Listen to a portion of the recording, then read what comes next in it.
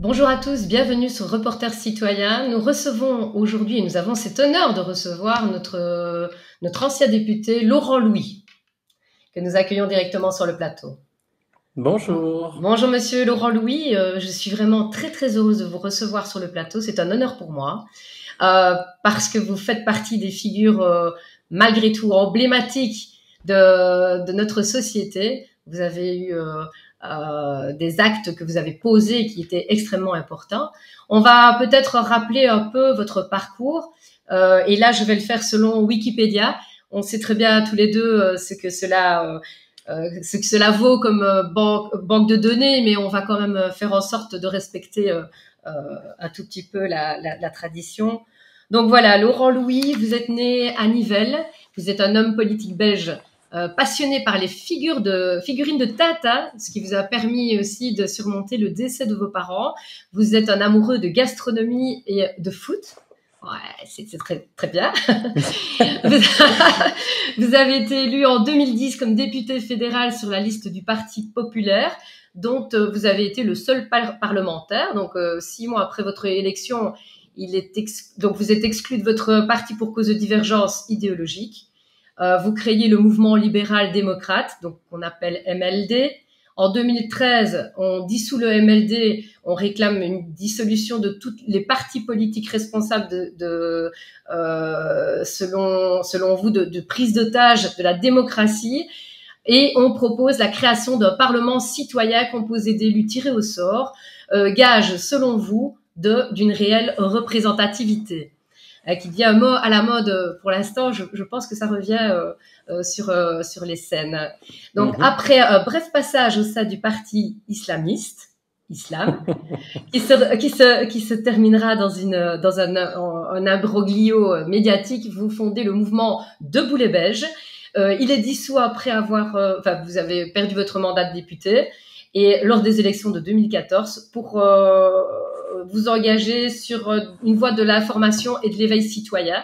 Alors, lors des élections fédérales en 2014, vous recueillez un peu plus de 13 000 voix selon Wikipédia, mais on en reparlera par rapport à la réalité. Donc, des voix de préférence qui faisaient de vous la 7e figure politique de la province du Hainaut. Alors, figure controversée,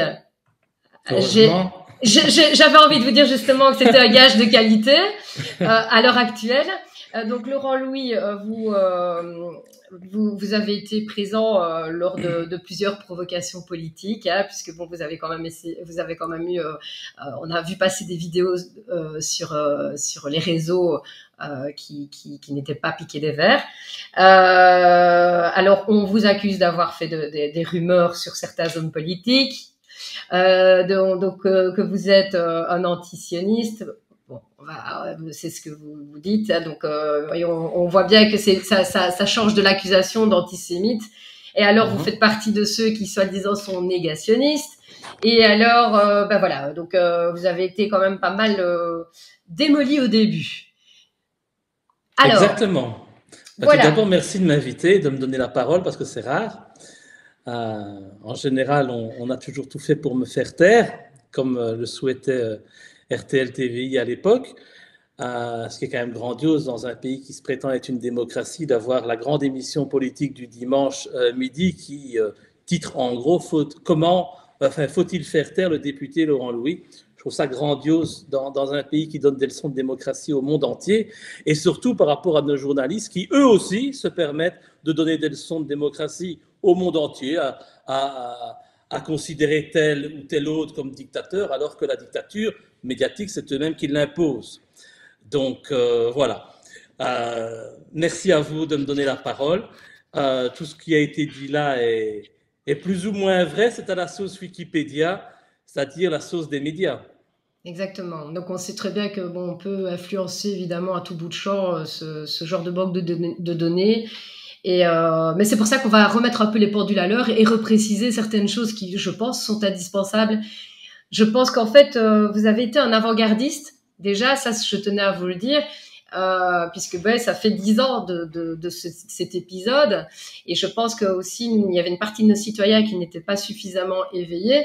et que les choses changent à une vitesse phénoménale et qu'à l'heure actuelle, on peut dire que une partie de la population est totalement apte à écouter votre discours que vous aviez à l'époque.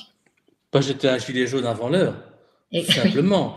Donc, j'étais fortement en avance parce que j'ai eu la chance aussi de rencontrer pas mal de personnes qui étaient dans ce qu'on appelait à l'époque la dissidence, qui aujourd'hui n'existe plus vraiment en tant que telle, qui est totalement éparpillée. Mais aussi parce que j'ai pu ouvrir mon esprit très rapidement et aussi parce que j'ai pris des fameuses claques quand je suis arrivé au Parlement. Moi, il faut savoir que lorsque je suis élu en 2010, je suis un produit du système. Je suis un petit gars qui a toujours milité au sein du MR, qui arrive au Parti populaire parce que le Parti populaire recherche des candidats et évidemment mettre la main sur quelqu'un qui a déjà une expérience au sein d'un grand parti comme le MR, ça intéresse. À l'époque, j'étais président des jeunes MR de Nivelles. Je rejoins le Parti populaire, un pur produit du système. Et je vais même vous dire, je pense que c'est grâce à cela que j'ai pu être élu en 2010, puisque personne ne me connaissait. J'étais un inconnu total. Je pense que sur Facebook, j'avais 500 personnes qui me suivaient. C'est ridicule. D'ailleurs, le score que j'ai fait en 2010 lors de mon élection en termes de voix personnelles est stupide. Un peu plus de 1000 voix, c'est rien du tout. 1300 voix, je crois. C'est ridicule. Et ça, je peux totalement l'admettre. Mais donc, pourquoi on me permet d'accéder au Parlement? Je crois tout simplement c'est pour conforter l'illusion de la démocratie, de faire croire au peuple que n'importe qui peut y arriver, même un petit gars de Nivelles totalement inconnu qui, par miracle, en participant à ces grandioses élections, gage de notre démocratie, arrive au sein du Parlement. Et voilà, c'est comme ça. Mais alors, à ce moment-là, j'ai pris des claques. Hein. Ça, je peux vous certifier parce que moi, j'étais un petit mouton. Je pensais que ceux qui nous dirigeaient étaient là pour notre bien, qu'ils dépensaient leur énergie, leur force pour travailler dans l'intérêt du citoyen. Je pensais que les médias racontaient la vérité. J'étais un assidu des journaux télévisés. Je ne sais plus en regarder un aujourd'hui. Donc voilà, j'étais vraiment un mouton du système et un ignorant. Et je croyais dur comme fer aux fables qui m'avaient été inculquées à l'école sur notre merveilleuse démocratie. Mais il y a des gens qui aujourd'hui, toute leur vie, croient encore en ces fables. Hein. Mais bon, moi j'ai ouvert les yeux très vite au sein du Parlement, j'ai pris de nombreuses claques, ça a été un choc et là j'ai été confronté à un choix. Soit la désillusion et me dire, bon, c'est pas du tout ce à quoi je m'attendais, je vais fermer ma gueule et je vais toucher c'est 5 500 €, je crois, net d'indemnité de député par mois, et après je m'en irai, ou alors je rejoindrai un autre parti, enfin bon, bref, ou alors l'autre choix, c'était de tout dénoncer, et j'ai décidé de tout dénoncer parce que je suis quelqu'un d'entier, parce que je ne peux pas faire autrement. Si je veux pouvoir me regarder dans un miroir, je dois être transparent, et je pense que c'est la mission qui a été la mienne pendant 4 ans, c'est de dénoncer toutes les saloperies de nos dirigeants, pas pour faire le buzz, pour éveiller la population qui, à ce moment-là, était totalement endormie. Il y a, en 2010, 14 ans d'ici, les réseaux sociaux, c'est pas comme aujourd'hui, il n'y a pas autant de médias citoyens, les gens sont très, très endoctrinés par la télévision. Il n'y a pas tous ces Netflix et tout ça, ça n'existe pas à l'époque. Donc les gens, c'est la télévision tous les soirs et le bourrage de crâne. Et donc ça a été difficile au début de faire passer le message. Il y a eu beaucoup d'insultes, beaucoup d'attaques.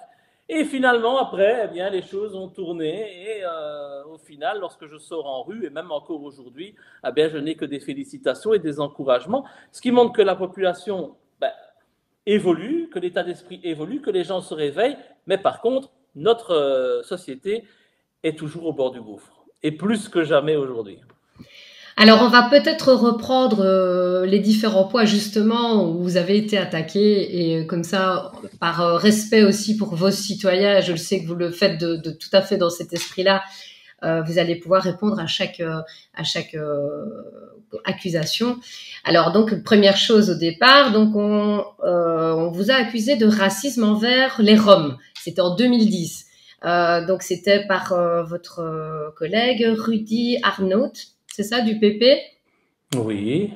Alors Donc, voilà, donc là je vais vous demander. Alors c'est pas un jugement, on n'est pas, bien que j'ai mis un marteau de justice derrière, mais c'était plutôt, je dis, remettre les choses en place, et je pense que c'était nécessaire parce que on est dans un tournant exceptionnel, et je pense que là il est temps de faire comprendre toute cette action que vous avez menée et qui n'a pas été vraiment mise à vous la bonne place. savez, à un moment donné, cette histoire par rapport aux Roms arrive 3 mois après mon élection. Il faut savoir que lorsque on est élu, vous recevez une petite invitation pour aller passer un week-end dans un château des Ardennes. N'étant pas très sociable, étant un peu timide et réservé, je n'ai pas eu envie d'aller à ce genre de week-end. Parce que ce n'est pas du tout mon truc d'aller avec des inconnus comme ça dans un château pendant un week-end. Et puis, bon, ayant bien étudié le dossier du trou, les châteaux des Ardennes, ça me donnait une image un peu négative, voyez-vous.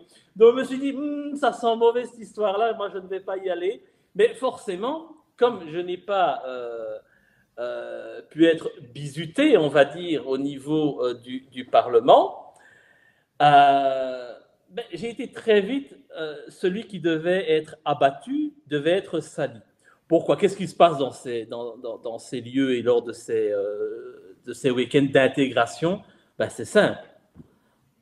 On en profite pour soit avoir un peu de drogue, des jeunes filles, souvent mineures, on prend quelques photos et on est sûr que l'ensemble du Parlement est pieds et poings liés et qu'on aura de bons petits moutons dociles qui n'oseront jamais ouvrir leur gueule parce qu'ils savent très bien qu'un jour ou l'autre, il y aura toujours ces photos que l'on pourra leur mettre sous le nez.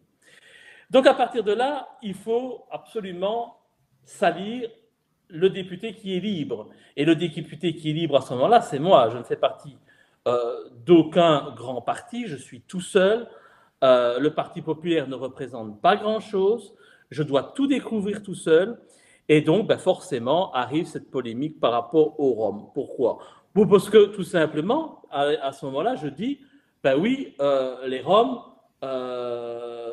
il faut les poursuivre, il faut les sanctionner, il faut essayer de les renvoyer dans leur pays d'origine, parce qu'en général, quand un camp Rome s'installe quelque part, il y a toujours des cambriolages, des effractions, et tout le monde le sait.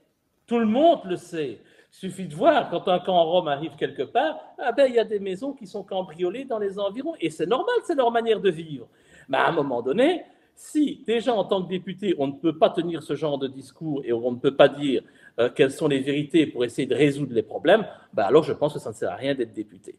Voilà, donc c'était une première polémique absurde, parce qu'en plus je ne vois pas en quoi c'est raciste, mais bon, parce qu'il peut très bien y avoir des gitans, ils vivent de la même manière, mais bon, on a tourné ça en racisme, comme ça faisait déjà de moi le fâcheux service, et c'est une pratique constante et courante. Lorsqu'on veut empêcher quelqu'un de s'exprimer ou qu'on veut détourner les gens de ce que quelqu'un a dit, on fait passer cette personne pour un fasciste, un extrémiste.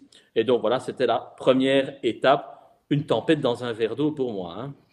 Exactement, surtout qu'en fait, vous allez en 2013 passer par le parti islam. Vous avez parlé d'un changement de vision par rapport aux musulmans, parce que bon, il y avait aussi ce côté, donc on vous remarquez vous avez eu dans votre vie une possibilité de faire connaissance avec les musulmans, et vous vous rendez compte qu'en fait c'est un peuple qui est très proche de valeurs assez importantes. Exactement. En fait, c'est assez simple. Quand je suis élu en 2010, comme je vous dis, je suis un produit du système. Donc, je suis un produit du système même de droite. Et donc, à ce moment-là, je suis extrêmement critique par rapport à l'islam. Il faut taper sur les musulmans parce que c'est de bon ton, parce que c'est comme ça que le MR fait, c'est comme ça que le Parti populaire fait. Et donc, je vais dans cette voie-là de manière toute naturelle. en n'y connaissant rien, puisque je n'ai jamais rencontré un musulman de ma vie auparavant, et que je ne me base que sur des a priori et des préjugés. Il faut à ce moment-là être favorable à la Gay Pride, être évidemment contre la peine de mort, être pour le mariage pour tous, on doit être progressiste, réformateur, enfin bref, je suis là-dedans. Et donc, il faut à la fois aller à la Gay Pride et aller à l'église pour être bien dans cette mouvance-là. Et alors, à cette époque-là aussi, on nous faisait croire, d'autres le font encore croire aujourd'hui, que les musulmans sont là pour menacer notre culture, notre société, nos valeurs traditionnelles, que les musulmans veulent qu'on supprime les sapins lors des marchés de Noël, qu'on veut qu'on supprime les croix, qu'ils veulent qu'on change les noms des jours fériés parce que ça ne correspond pas à leurs valeurs, alors que c'est de la foutaise. Tout ça, ce sont des combats qui sont menés par des lobbies pro-laïcité, aujourd'hui on dirait pro-wokisme, et qui veulent justement porter ces revendications et non pas du tout les musulmans. Et lorsque j'ai été très critique par rapport à la communauté musulmane, certains membres de cette communauté ont eu l'intelligence de m'inviter pour me rencontrer, pour me montrer comment ils voyaient les choses, pour m'expliquer leur manière de voir l'intégration dans la société, ce qui est très intelligent. Je n'ai pas eu la même chance avec la communauté juive, malheureusement, qui, elle, ne m'a jamais ouvert les portes, sauf les juifs orthodoxes, mais eux-mêmes étant stigmatisés et humiliés au sein de leur communauté, ça ne m'a pas beaucoup aidé, que du contraire. Mais donc, en rencontrant les musulmans, en participant à des événements, eh bien, j'ai appris à connaître cette communauté-là. Et je me suis dit, mais tiens, mais pourquoi on tape autant sur les musulmans, en fait? Parce que ce sont des gens tout à fait convenables. Eh bien, j'ai compris que tout simplement parce qu'aujourd'hui, dans cette société ultra laïcisée, où on veut absolument nier toutes les valeurs morales pour créer une société à la grippe, un peu comme le fait la France aujourd'hui. Exactement.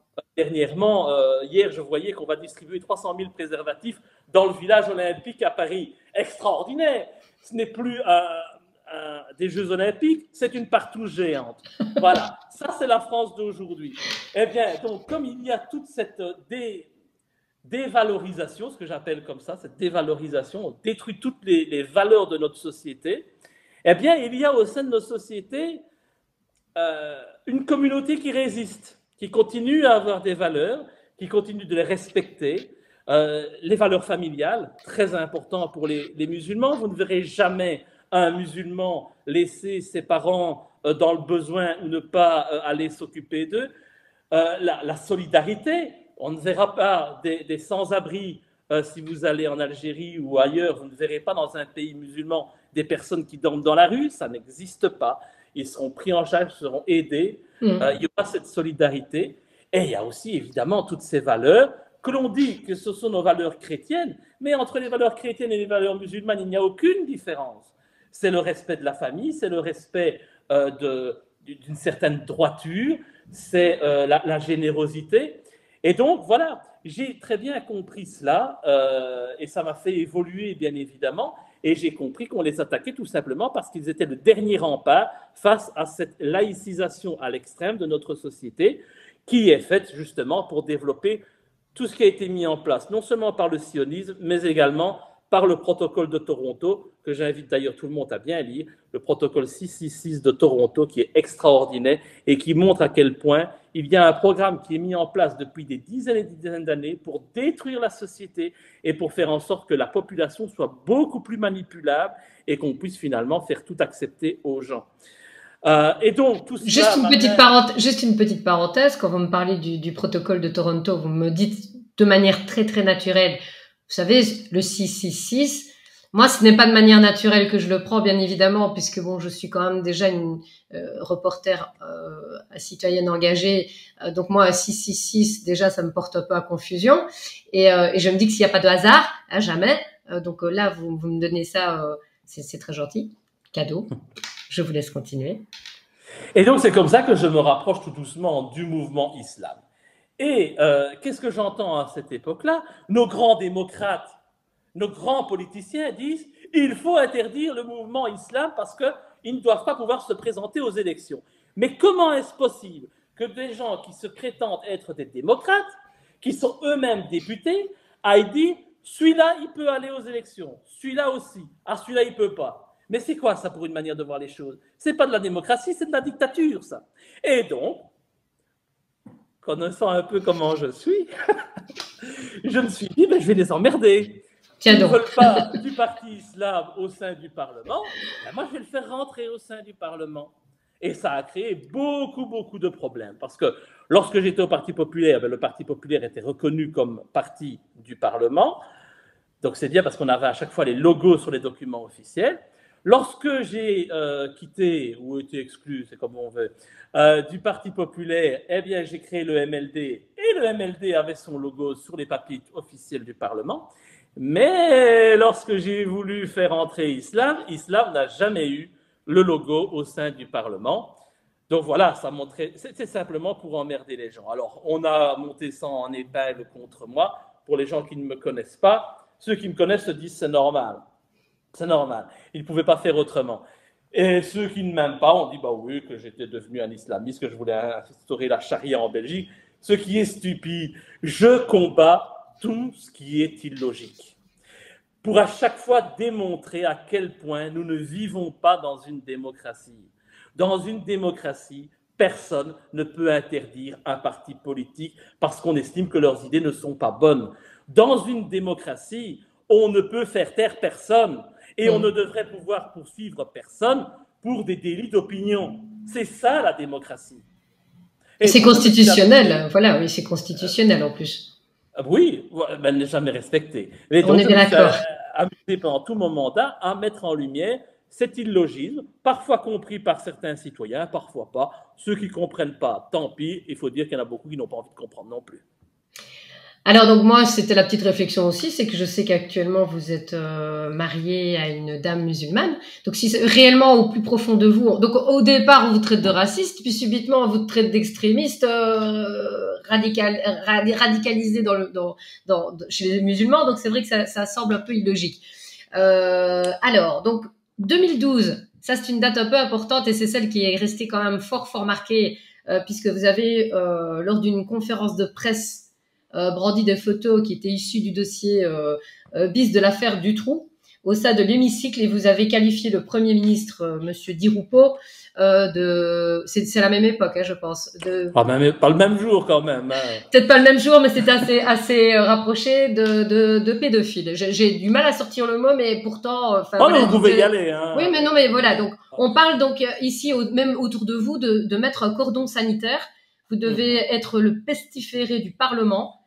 Puisque vous avez osé dire des choses que finalement qui ne sont pas un secret, ou c'est un secret de polichinelle, puisque c'était repris quand même dans les dossiers du dossier bis de Julian Assange. Il y a quand même des noms qui sont cités vraiment hautement placés et que malgré tout, ces noms ne sortent pas et il n'y a rien qui se fait.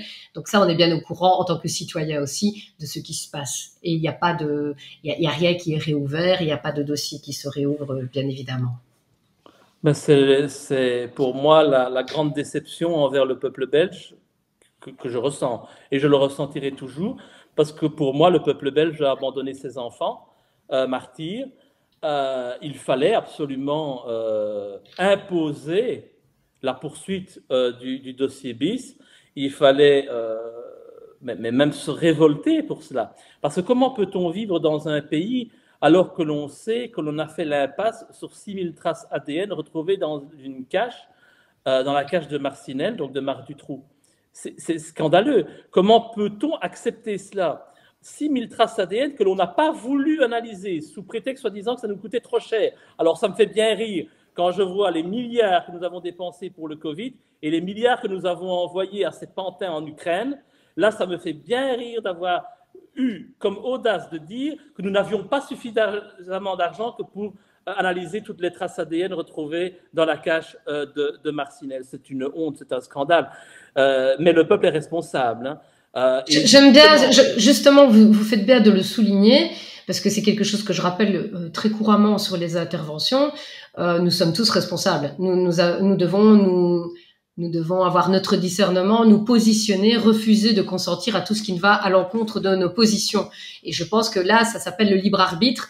Et je pense qu'il y a beaucoup de citoyens qui ne savent pas ce que c'est et ils sont toujours dans un état d'esclavagisme assez profond. Tout à fait, tout à fait. C'est d'ailleurs pour ça que je fais cette conférence de presse et que je montre les photos d'autopsie. La conférence de presse n'était pas ouverte au public. La conférence de presse, comme dit son nom, c'est une conférence où on invite des journalistes. Et donc, je voulais mettre les journalistes le nez dans leur petit caca et leur dire, tiens, vous avez vu ça? Moi, je n'étais pas là quand vous les avez vus, parce que je n'étais pas là au procès du Trou à Arlon, ce simulacre de procès, mais vous les avez vus, ces photos. Comment est-ce que vous pouvez tolérer qu'en voyant ces photos, vous pouvez admettre que Dutroux soit un prédateur isolé? Je répète juste 2 secondes parce que le temps passe, les gens oublient. Julie et Mélissa seraient mortes de faim dans la cage de Marcinelle durant l'incarcération de Marc Dutroux pour une histoire de vol. Pendant cette incarcération, Michel Martin devait aller nourrir les fillettes, ce qu'elle n'aurait pas fait, enfin bon bref, peu importe, soi-disant selon la fable judiciaire, en sortant de prison, Dutroux aurait couru pour aller sauver ses enfants et les aurait trouvées mourantes et alors les aurait laissées mourir dans ses bras. Hein, ça c'est le romantisme à la Dutroux, où il n'y a aucune limite à l'indécence. Et il les aurait ensuite enterrées un peu plus loin. Le problème, c'est que sur les photos d'autopsie, on remarque que les enfants ont été abusés sexuellement. Alors, comment peut-on expliquer que des enfants qui sont maintenus dans une cage pendant X jours puissent présenter sur les photos d'autopsie des violences sexuelles? Là est toute la question, mais c'est la question capitale de tout ce dossier. Parce que si on refuse de voir ça, si on refuse d'ouvrir les yeux là-dessus, la vérité judiciaire comme quoi Dutroux est un prédateur isolé tombe. Parce que puisque le gars il est en prison, il faut bien que quelqu'un d'autre les ait violés, ces enfants. Sinon, elles ne peuvent pas présenter ces traces de sévices sexuels. Et ça, on a voulu le cacher absolument, malgré les rapports d'autopsie, malgré les rapports des médecins qui disent clairement qu'il y a eu des violences sexuelles. C'est le gros problème de ce dossier. Et je regrette qu'on ait fait l'impasse là-dessus. Parce que pour moi, mettre des lampistes en prison, même si ce sont des ordures et des crapules, ça ne permet pas de nettoyer notre pays. C'est ça. Et les vrais pédophiles, ceux qui ont vraiment profité de consommer, ceux qui ont payé des sommes incroyables à l'époque, parce qu'à l'époque, il n'y avait pas Internet comme aujourd'hui, il n'y avait pas le dark web comme ça, c'était pas aussi facile d'accès. Aujourd'hui, vous voulez voir des photos d'enfants, c'est facile. Même des fois sur Facebook, j'en vois, il ne faut pas demander. Mais à l'époque, ce n'était pas aussi simple que ça. Et ce n'est pas le petit ouvrier du coin qui pouvait dépenser des milliers d'euros pour obtenir une cassette où on viole des enfants ou même dans lesquelles certains enfants sont assassinés. Ça existe. Oui, tout à fait. Quand je parlais de ça, on me prenait pour un fou. On me crachait au visage, comme j'ai connu ça à Nivelles quand je circulais dans la rue, on me crachait au visage parce que j'osais parler de ça. Aujourd'hui, les consciences ont évolué, les gens sont en mesure de comprendre que nous avons des puissants qui nous dirigent et que ces puissants sont capables de tout, même du pire, et surtout du pire, surtout d'aller dans ce qui est l'expression même de l'horreur, de l'interdit absolu. Oui. Voilà, quand on a tout, quand on est puissant, qu'est-ce que l'on fait? Eh bien, on va dans les choses qui sont illégales, parce que ça donne de l'adrénaline, etc., etc. Ça donne ce sentiment de toute puissance, et c'est violer des enfants, et parfois même les assassiner. Alors, donc, c'est intéressant de revenir là-dessus, puisque à l'heure actuelle, maintenant, c'est presque devenu courant de voir passer des vidéos sur l'adrénochrome, sur les trafics d'êtres humains, sur les actes de barbarie. On a encore vu aux États-Unis que une loi a été passée justement pour interdire les actes de barbarie sur les enfants. Donc c'est bien la preuve que implicitement ils disent que ça existe, hein, qu'il y a réellement des trafics et comment dire, des sacrifices d'enfants. Donc là maintenant ça devient ouvertement prouvé. Donc vous étiez un peu avant-gardiste et c'est vrai que c'était quelque chose qui était un déni qui, à la limite, je pense que la société avait besoin de ce déni pour supporter quand même. C'est surtout ne pas croire un truc pareil. Il faut quand même se mettre à la place des gens. C'est tellement laid, c'est tellement horrible qu'à un moment donné, il y a comme une machine qui se met en route pour protéger et qu'on ne le voit pas. C'est même psychologique. Oui, malheureusement, je pense que ça existe.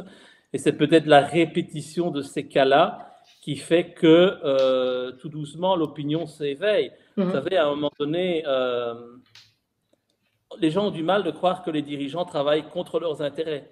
Les gens ont du mal de croire que les dirigeants font tout pour vous imposer un pseudo-vaccin qui va au final vous créer des maladies. Parce que les gens ont du mal de croire que on défend l'Ukraine contre les intérêts de nos concitoyens, puisque si on est un petit peu logique, nous n'avons aucun intérêt à défendre l'Ukraine, nous avons intérêt à défendre la Russie.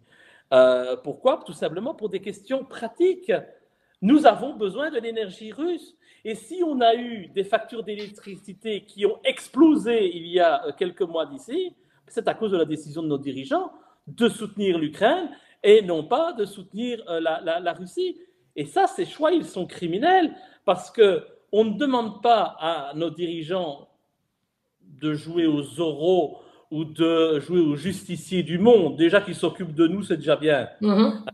Quand on voit la misère qu'il y a dans notre pays, et elle s'est développée, elle a explosé ces dernières années, je pense qu'il y a la priorité, c'est ici, avant de s'occuper des autres. Et donc le devoir d'un homme politique aujourd'hui, c'est de prendre les décisions qui vont dans l'intérêt de sa population. Et l'intérêt de la population, c'est pas de permettre aux produits agricoles ukrainiens de venir gratuitement en Europe alors que nos fermiers et nos paysans crèvent de faim, et ce n'est certainement pas de fermer la porte à l'énergie russe alors que cette énergie, on la paye 4 fois plus cher en passant par d'autres.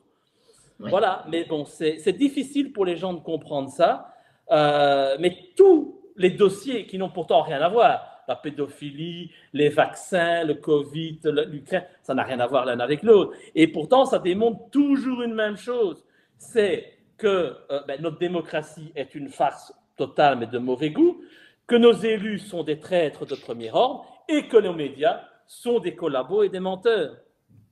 Exactement. Et petit à petit, les gens comprennent ça et se réveillent, heureusement.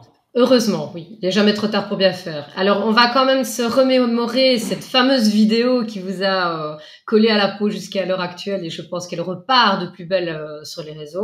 Et dans les textes, la Belgique est une démocratie représentative et parlementaire où le Parlement contrôle le gouvernement. Mais dans les faits, le Parlement n'a rien à dire. Après 4 années passées dans ce Parlement, je peux l'affirmer, le peuple n'est pas souverain. Ne racontez pas d'histoire. C'est le gouvernement qui a tous les pouvoirs et c'est lui qui impose ses décisions au Parlement. Nous payons les salaires de près de 600 députés fédéraux et régionaux, mais ce sont les 10 présidents de partis qui peuplent cette assemblée, qui décident, et non les députés qui, eux, se contentent de suivre les choix imposés par leur direction. Et quand je vois ces élus dont je n'ai jamais entendu le son de leur voix à cette tribune et qui peuplent cette assemblée, je me dis quel argent dépensé pour rien. C'est le pays le plus endetté au monde. Les USA, c'est le sionisme, c'est l'oppression de la Palestine, c'est la peine de mort, c'est Monsanto, c'est Rockefeller, c'est la décadence, le mensonge et la manipulation dont le 11 septembre fut la plus belle réalisation.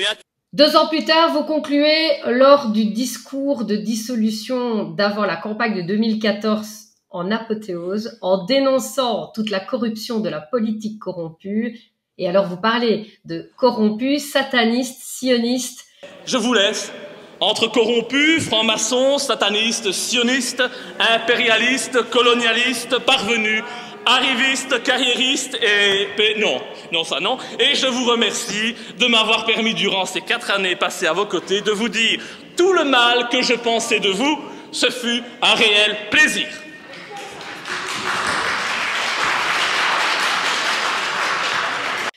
Donc, voir le texte, même vous m'avez parlé d'un texte du cardinal Danels, qui était un peu dans le même style de ce que vous avez dit, qui lui aussi en parlait, si je me souviens bien. Vous m'aviez parlé de ce texte. Oui, en fait, le texte du cardinal Danels, c'est par rapport à Julie et Mélissa à l'affaire Dutroux.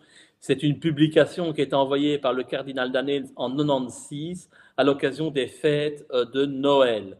Et donc, il est de coutume que le primat de Belgique, le cardinal, envoie une publication à l'ensemble des curés dans toutes les paroisses pour inspirer un moment de réflexion vu la période que l'on vit. Et donc, en 96, il ne trouve rien de mieux que de parler de ce qui s'est passé, puisque l'affaire du trou est sur toutes les lèvres, tout le monde en parle, on ne parle même que de ça. Et dans un passage de ce bouquin que l'on m'a saisi, je ne l'ai plus, je pense encore avoir quelques photocopies, mais c'est tout, on m'a saisi, vous ne trouverez plus trace de ce petit recueil du cardinal Danels. Il est bien mis que les faits qui se sont commis chez Dutroux sont en fait la réalisation d'une association de malfaiteurs qui mêle les hauts placés, des politiques, des puissants, etc., etc. Il parlait certainement de lui également, puisqu'il a été largement cité dans le dossier Dutroux, et certains ont même dit qu'il apparaissait sur une certaine vidéo de la mise à mort de Julie et Mélissa à l'époque. Toutes les histoires du cardinal Danel, aujourd'hui c'est très vieux, je pense que tout le monde a oublié, mais il y a pas mal d'éléments qui sont très intéressants par rapport à lui. Et voilà. Ce dernier discours est un discours, c'est en fait le résumé de mes 4 ans au sein du Parlement. À l'époque, il n'était même pas question que je m'exprime normalement à l'occasion de cette séance-là. Et puis voilà, en rentrant dans mon bureau, je me suis dit, je vais me faire plaisir, et je me suis fait plaisir. Et je leur ai dit tout le mal que je pensais d'eux, et je pense que ça a fait du bien à beaucoup de personnes. Et je vois que ça continue à en faire du bien aujourd'hui, puisque cette vidéo n'arrête pas de circuler sur TikTok, sur X. On va essayer d'être à la mode et non pas faire le vieux dépassé sur X. Et voilà, je pense que ça parle aux gens parce que ce sont des thèmes qui se sont développés dernièrement, dont on ne parlait peut-être pas. Je pense qu'on n'a jamais entendu parler de satanisme au Parlement avant que je ne prononce ces termes moi-même. Le sionisme, c'est un mot tabou, on n'en parle pas. Et je pense que les gens se réveillent parce qu'ils se rendent compte que tout ça fait en sorte partie d'un package de valeurs, de principes qui sont défendus par nos dirigeants. Et ça se voit au quotidien, en fait. Il faut être satanique pour aller à l'encontre des gens ou des intérêts des gens que l'on est censé représenter. Il faut être particulièrement vicieux quand même. Et pourtant, ils le font au quotidien, sans se gêner. Donc, oui. Et puis, vous voyez, quand j'utilise ce terme-là, vous voyez les regards briller. Ça ne se voit pas sur les vidéos. Mais moi, je peux vous dire qu'on voit les regards briller. Ça leur parle. Ça leur parle beaucoup. Voilà. Donc, c'est comme ça. Alors, à refaire aujourd'hui, est-ce que si on revenait sur cette date, vous feriez exactement le même discours ou de la même manière? Parce que c'est quand même été magistral. Je ferai tout exactement de la même manière. Je continuerai à traiter Di Rupo de pédophile. Merci, monsieur le pédophile. Oh, le Premier ministre, pardon. Je continuerai à dire aux parlementaires que ce sont des presse-boutons qui ne servent strictement à rien, qui ne sont là que pour donner l'apparence de la démocratie alors qu'ils ne l'appliquent même pas et que nous vivons dans une dictature déguisée. Je continuerai à parler de leur penchant déviant, de leur satanisme, etc., etc. Je ne changerai rien. Il y a beaucoup de personnes qui me disent « Ah oui, mais tu aurais dû agir différemment. » C'est un peu méconnaître la réalité, parce que ce n'est pas possible. Comme je vous dis déjà, premièrement, quand on est élu au Parlement, il y a déjà ces premiers éléments, la première réunion dans le château. Bon, bref, si on veut faire à Miami, il faut déjà y aller. Si on veut se faire bien voir, ça veut dire que vous êtes déjà foutu. Donc, vous oubliez déjà, vous n'êtes plus qu'un pantin. Alors après, peut-être qu'on peut retourner sa veste, oui, mais en fait, ça va être quand même très difficile. Et puis, il y a des choses qu'on peut faire, il y a des choses qu'on ne peut pas faire par rapport à sa propre conscience. Après, c'est faire quoi? C'est patienter. Mais patienter, je ne pouvais pas patienter. Je n'avais que 4 ans. Je savais très bien que je n'allais pas être réélu. Même si j'ai eu un soutien énorme, je savais très bien que je n'allais pas être réélu en 2014. Ce n'était pas possible. Pourquoi? Pourquoi se prendrait-il la peine d'avoir un emmerdeur à leur côté alors qu'ils peuvent avoir que des bénis oui-oui? Il y a aucun intérêt. Il y a aucun intérêt. C'est pour ça que j'avais dit à l'époque que mon poste de député était un poste d'utilité publique, parce que je persiste et je signe en disant qu'il est vraiment indispensable pour les citoyens d'avoir au sein d'un Parlement corrompu un élu neutre, totalement indépendant de tout, qui n'a pas de casserole et qui peut rendre compte de ce qui se passe réellement dans ce véritable cirque. Et donc, c'était ça mon rôle, c'était ça ma mission. C'était en fait de tout révéler. Quand il faisait des petites sauteries pour faire la fête aux députés qui étaient là depuis 25 ans, même d'autres 30 ans, qu'est-ce que je faisais? Ben, je prenais en compte, je calculais combien ce député avait coûté pendant ces 30 ans passés au Parlement. Et le pire, c'est que la plupart du temps, vous n'avez jamais entendu parler du nom de ce député. Un inconnu total. Donc ça veut dire que pendant 30 ans, il est resté là, il n'a jamais fait parler de lui, donc ça veut dire qu'il est inutile. Il n'a jamais fait quelque chose de marquant, mais par contre, il a touché. Voilà. Et donc, tout ça, c'est ce que moi, je faisais à l'époque pour toujours éveiller les gens et leur faire prendre conscience de cette réalité. Mais bon, voilà, je ne changerai rien. Je sais que j'en ai payé les conséquences. Le prix a été très dur. On en reparlera par rapport à ça, parce que voilà. Effectivement, vous avez eu quand même un parcours difficile par la suite. On va reparler encore d'une accusation. Donc, on vous a accusé en 2014 de propos négationnistes. Vous êtes déclaré inéligible et 6 mois d'emprisonnement avec sursis. En correctionnel en 2015, la Cour d'appel de Bruxelles vous confirme la prévention tout en accordant la suspension probatoire du prononcé pendant 5 ans. Et là, coup de maître, vous avez votre avocat qui fait une suggestion qui sort complètement du cadre et qui suggère de visiter le camp d'Auschwitz, de Treblinka, de Birkenau, de Majdanek et de Dachau en 2017. Donc j'ai trouvé ça. En fait, c'était quoi l'idée quand il a dit ça? Parce que déjà, Sébastien Courtois, qui m'est malheureusement décédé depuis et qui me manque au quotidien, mais de manière très importante, est un génie. C'est un ténor du barreau. C'est un anti-système. Il a été traîné plus d'une trentaine de fois devant le Conseil de l'Ordre, tout simplement parce qu'il ne rentrait pas dans le moule et qu'il disait toujours ce qu'il pensait. Sébastien Courtois est quand même cet avocat qui a déposé plainte contre l'État d'Israël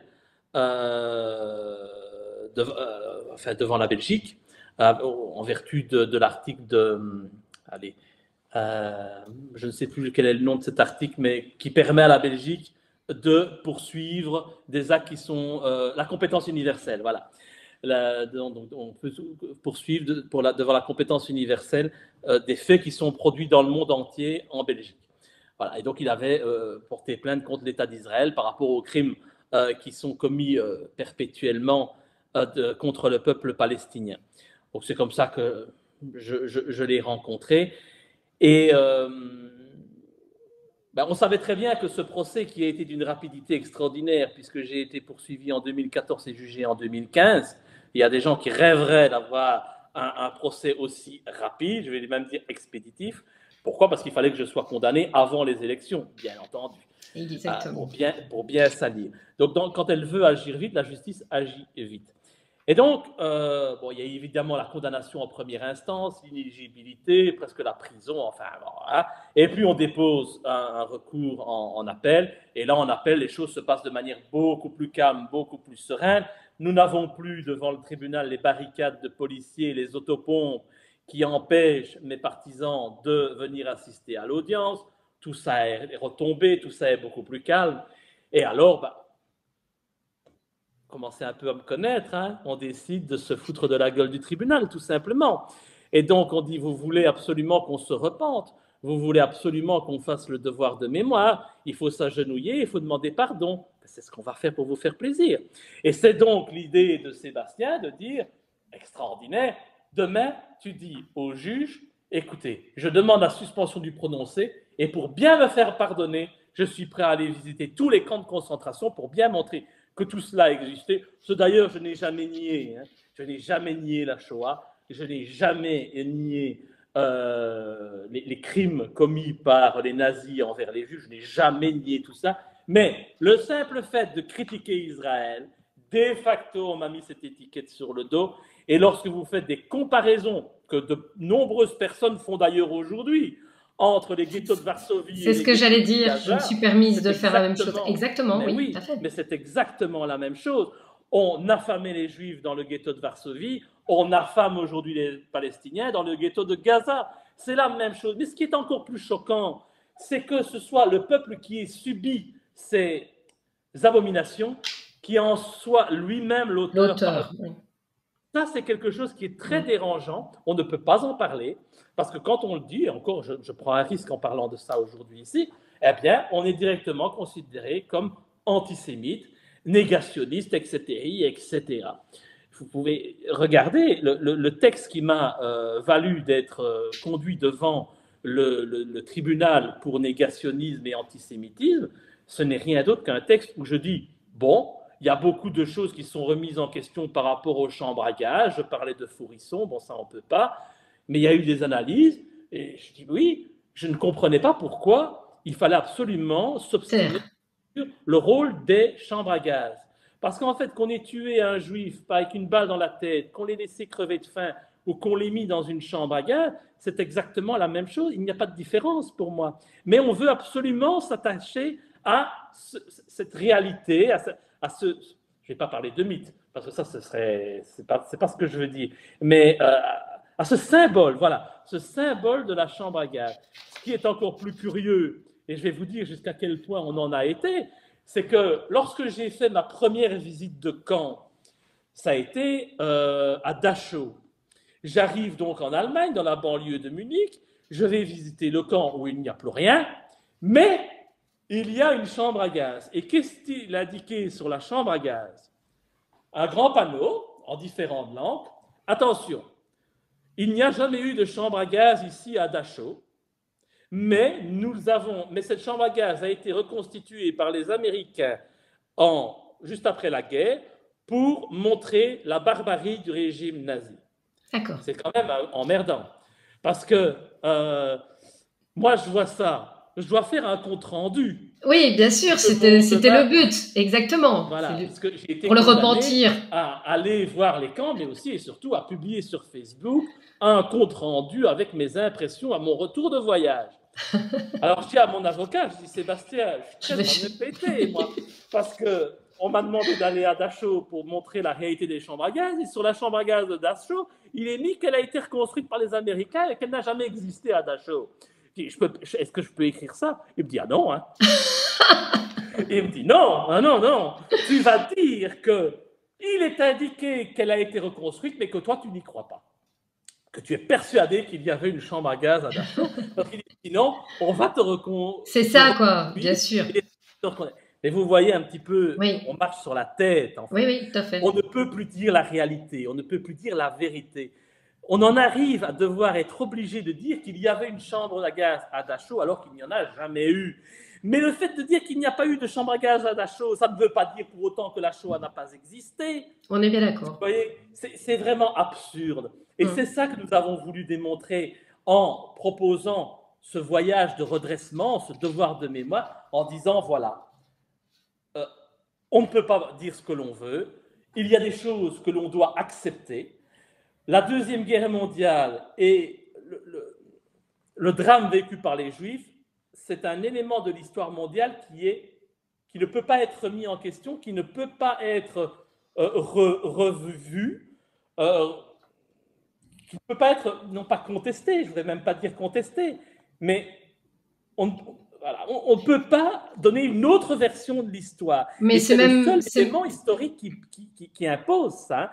Oui, c'est ça, parce que j'allais dire, oui, tout à fait, c'est ce que j'allais dire au niveau judiciaire. Enfin, c'est le seul génocide sur lequel on a statué qu'il fallait pas en parler de certaines choses de manière négationniste. Mais si on parle, par exemple, des colonies, ben là, on ne raconte pas ça dans les livres d'histoire et on n'en fait pas tout à la fois. Mais les colonies en Belgique, on a quand même été dans les premiers colonisateurs au niveau de l'Afrique. On en a coupé des mains. Voilà, responsable de génocide, etc. Alors là, on n'en parle pas.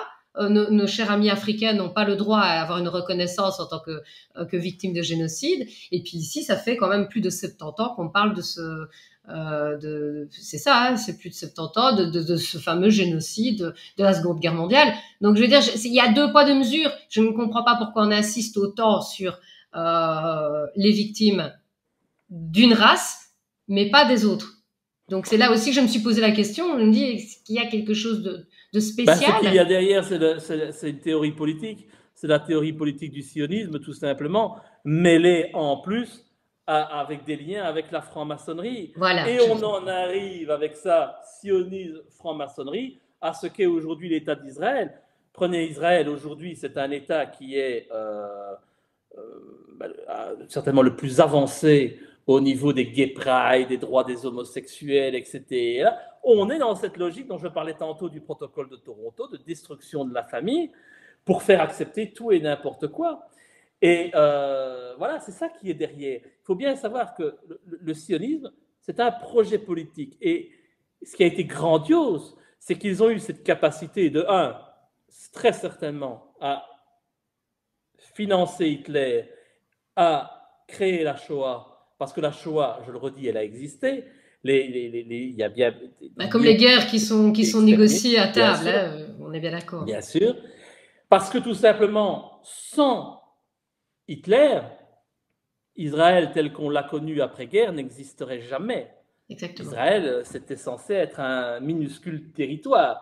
Il a été 5 fois plus grand après la Seconde Guerre mondiale parce qu'il fallait s'excuser. Réparer, oui, voilà. S'excuser, réparer. Et aujourd'hui, on voit ce que ça en est.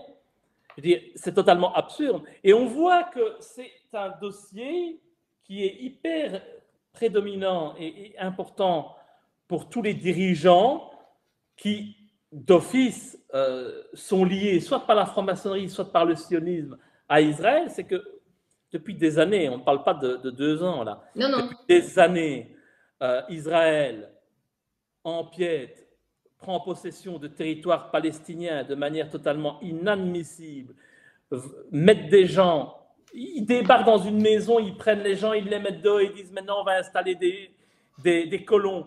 Et tout ça est accepté, tout ça est toléré. Alors qu'en même temps, lorsqu'on a Poutine qui vient en aide aux russophones d'Ukraine pour empêcher qu'ils soient exterminés et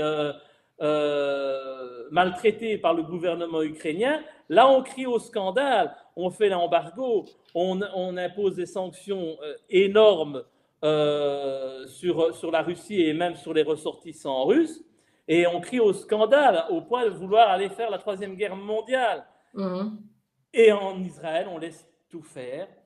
Et oui, on envoie un petit peu d'aide pour se donner bonne conscience, mais on laisse les crimes se perpétuer. Moi, la première fois que je me suis intéressé à ce dossier, la première fois que j'ai parlé d'Israël, franchement, les Juifs, je m'en fous, j'en ai rien à faire. C'est pas une obsession. Alors je sais. Mais il y a une différence de nouveau entre juifs et sionistes. C'est ça aussi qu'il faut bien. Et vous le savez, vous le faites quand même régulièrement. Vous le dites régulièrement au niveau de la différence. Sionisme, religion et politique. Et les juifs, c'est un peuple. Et je veux dire, et ça n'a rien à voir. Il y a beaucoup de sionistes qui ne sont pas juifs de naissance au départ. Il y en a beaucoup qui ne le sont pas. Donc, Bien sûr. Mais ils ont été très loin d'ailleurs, puisque l'État d'Israël a quand même inscrit dans sa constitution qu'il était l'État, la patrie du peuple juif.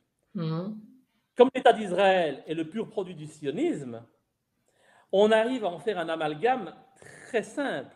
Si on s'attaque maintenant au produit du sionisme qu'est l'État d'Israël, eh bien on s'attaque aux Juifs. C'est ça. Et en arrivant à criminaliser cela, eh bien, ils ont fait en sorte qu'on ne puisse plus défendre la Palestine. C'est ça. Et ça, c'est dramatique et c'est particulièrement diabolique. Oui, c'est vicieux, oui. Voilà, c'est très vicieux. Parce qu'aujourd'hui, quiconque apporte son soutien à la Palestine sera considéré comme antisémite ou même négationniste, peut-être même. Parce que si vous faites le lien aujourd'hui entre le ghetto de Varsovie et le ghetto de Gaza, je peux vous dire que pour les Juifs, pour les sionistes, pour les sionistes, pardon, pas pour les Juifs, pour les sionistes, c'est du négationnisme. Exactement. Parce que ça voudrait dire que l'on va amoindrir le drame que vivaient les Juifs dans le ghetto de Varsovie. Alors, ce qui se passe à Gaza est une catastrophe, mais on ferme les yeux. Nous n'avons pas d'images. Aujourd'hui, toutes ces images sont contrôlées, coupées. On peut empêcher certaines images de nous parvenir.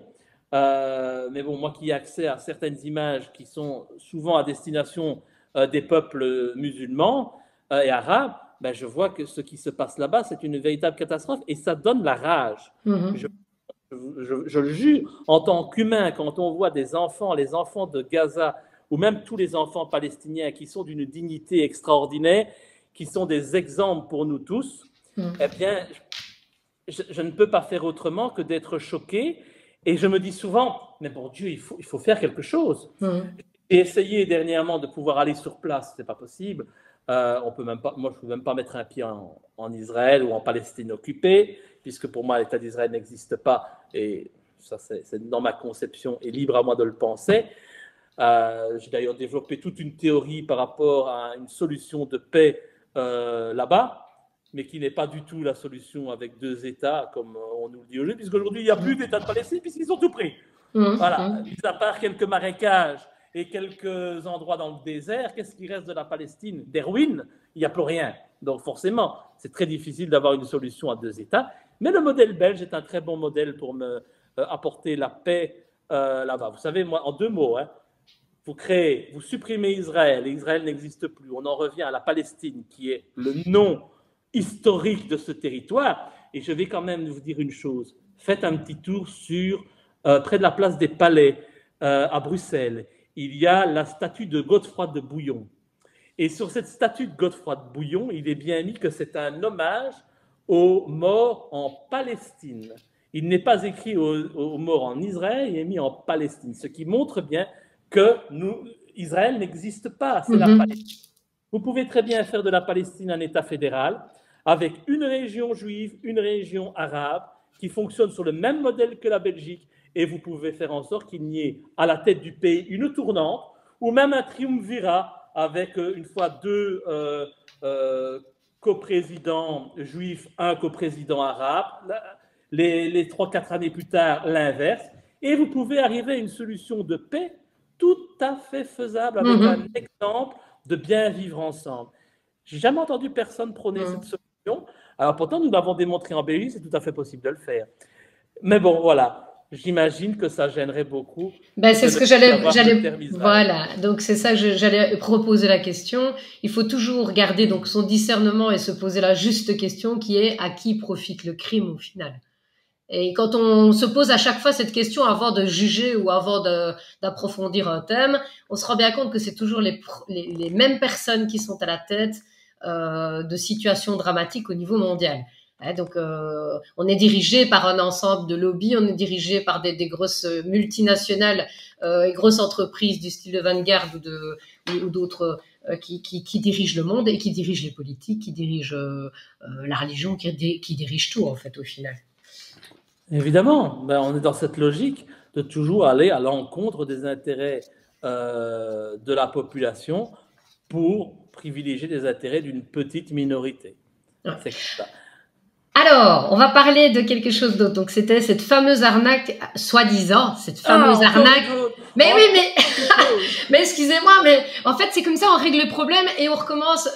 On est clair. Donc moi, ça me fait. Enfin, je vais pas dire que ça me fait plaisir de régler les problèmes, mais je veux dire, je veux éclaircir les situations parce que je connais des gens que j'apprécie énormément et qui me disent tu vas accueillir Laurent Louis, tu sais, le sulfureux. Ben, je dis pourquoi ne peut-être pas entendre justement ce qu'il a à dire clairement et qui se justifie clairement de ce qui s'est passé, mais une dernière fois parce qu'il faut arrêter là maintenant. Je pense que ce sera une vidéo qui sera le fou, celui qui adore voir des photos d'autopsie d'enfants décédés. C'est ça, quoi. Celui qui n'aime pas les homosexuels, celui qui n'aime pas les juifs, le négationniste. Ouh là là, mais qu'est-ce que mais oui, mais moi, je n'ai même pas peur. Hein. Je me suis dit que j'allais avoir beaucoup de boulot aujourd'hui, mais bon. Ah, donc, cette fameuse soi-disant arnaque à la crypto-monnaie, donc finalement, donc c'est cette fameuse monnaie qui n'est pas réelle et qui est virtuelle, en fait. Et c'est une histoire qui date de 2017 jusqu'à nos jours. Donc, et qu'est-ce qu'il en est exactement? Parce que bon, maintenant, on parle beaucoup de crypto-monnaie finalement. Donc, je ne sais pas si vous avez, qu'est-ce qu'il en est de cette histoire-là, en fait? Écoutez, la crypto-monnaie, oui, c'est un moyen d'émancipation des peuples. Donc, moi, j'ai pas peur de le dire. Les gens qui le regardent de l'extérieur ne peuvent pas le comprendre. Certainement qu'ils étaient comme moi. Moi, en 2014-2015, vous me parlez de crypto-monnaie, j'ai même pas envie d'en entendre parler. Pourquoi? Parce que j'estime que tout ce qui compte, ce sont les espèces, c'est la monnaie traditionnelle, etc., etc. Sauf que, comment l'État belge a-t-il réussi à m'empêcher de vivre? M'empêcher de me présenter aux élections via les banques, donc via le système bancaire traditionnel. Depuis 2014, je ne sais plus avoir de compte bancaire, ce qui est problématique puisque j'ai toujours été indépendant. Un indépendant sans compte bancaire, je vous laisse imaginer les problèmes que ça crée. Déjà avec les impôts, puisque je ne peux jamais rien justifier, donc c'est problématique. Ça ne me permet pas, par exemple, de payer facilement des factures. Il faut toujours passer par un intermédiaire, etc., etc. Parlons même pas de crédit pour acheter quelque chose, une voiture, une maison. On oublie. Tout en sachant qu'en même temps, aujourd'hui, une voiture, pour l'acheter, si ça ne passe pas par un compte bancaire, c'est pas possible. Vous voyez, tout ça est compliqué. Pour pouvoir se présenter aux élections, il faut avoir une ASBL en Belgique. Cette ASBL, elle doit avoir un compte bancaire pour pouvoir avoir un financement légal d'une campagne électorale. Sinon, on est dans un financement illégal et ça se retrouve encore sur des ennuis. Et on pourra rajouter ça à toute la liste qu'on a déjà à me reprocher, qui est déjà longue, comme un... Je suis désolée, monsieur Louis. Ne pensez pas que j'ai quelque chose contre vous, c'est vraiment pas le cas. Je sais. Non, c'est très intéressant. Mais voilà, surtout qu'avant d'avoir fait de la politique, je n'avais jamais fait parler de moi, peut-être un excès de vitesse, et encore, mais j'avais rien. Je suis devenu criminel grâce à la politique. Et donc, plus de compte en banque, ce qui fait que vivre au quotidien est très compliqué. Mon épouse m'a dit, tiens, il existe la crypto-monnaie, pourquoi tu ne t'intéresses pas à ça? Et donc, je me suis lancé dans la crypto-monnaie. Et oui, ça fonctionne superbement bien. Contrairement à ce que vous dites, ce n'est pas une monnaie qui n'est pas réelle. Elle est même plus réelle que la monnaie de singe que nous avons, puisque si on prend par exemple la monnaie numérique la plus connue qu'est le Bitcoin, vous avez 21 millions de Bitcoins qui sont créables. Et il n'y en a pas 22. On ne peut pas faire tourner la planche à billets comme bon nous semble, comme le font nos responsables politiques. Ce qui crée l'inflation, ce qui crée la pauvreté, etc., etc. Ce qui fait finalement que $1 il y a 40 ans, aujourd'hui, ne vaut plus que 0,4 40 centimes. Voyez. Donc, c'est une dévaluation énorme de nos capitaux. Donc, cette monnaie numérique, elle m'a permis de contourner le système et de continuer à vivre, ce qui les enrage d'ailleurs. Exactement, c'est ce que j'allais dire.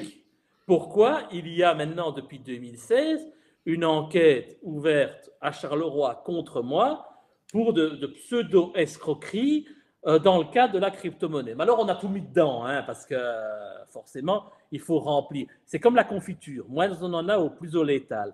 Eh bien, ici, c'est la même chose. Comme ils n'ont rien contre moi, ils essayent de mettre une grosse hotte de Père Noël et on met tout dedans. Toute ma vie depuis 2016.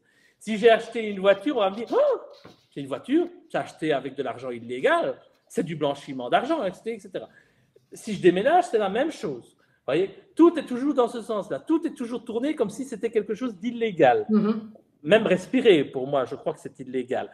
Donc, on en arrive à cette situation-là. Et depuis 2016, donc, il y a une enquête qui est ouverte à Charleroi. Soi-disant, j'aurais escroqué des gens dans le cadre de la crypto-monnaie OneCoin, dont on a fait tout un bazar. Hein.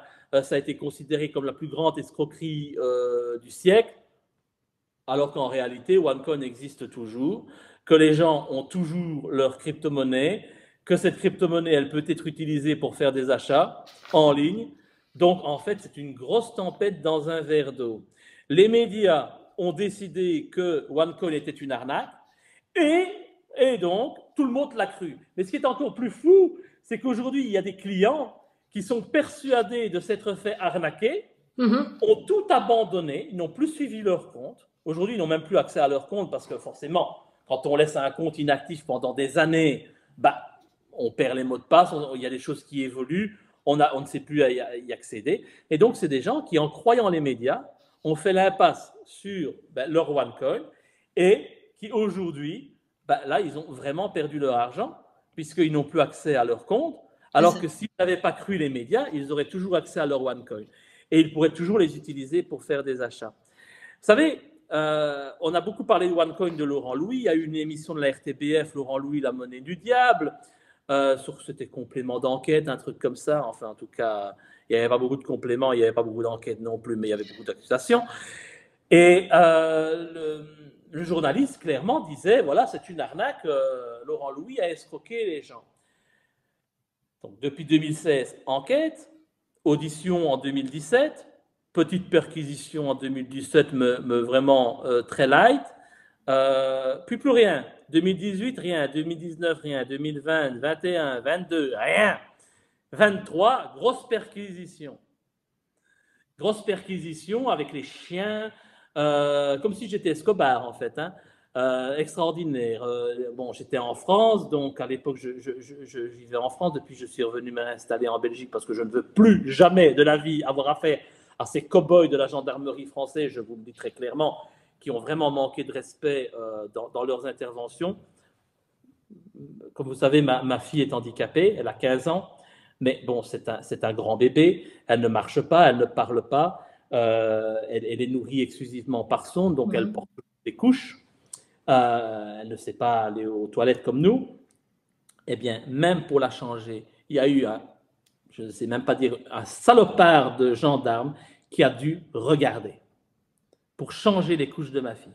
Alors ça, c'est quelque chose que je ne pourrai jamais oublier de ma vie, c'est un traumatisme, parce que infliger ça à cet enfant, je trouve ça sans l'air. D'ailleurs, c'est la première fois de sa vie qu'elle n'a pas dormi la nuit de la perquisition que nous avons subie. Alors, on dirait peut-être que c'est un enfant qui est lourdement handicapé, elle n'a pas conscience des choses. Mais je peux vous dire qu'elle a eu bien conscience de cette réalité-là, puisque c'est la seule fois de sa vie qu'elle n'a pas dormi après cette perquisition. Donc voilà, perquisition en 2023, horrible. Ils cherchent de l'argent, de l'argent, de l'argent.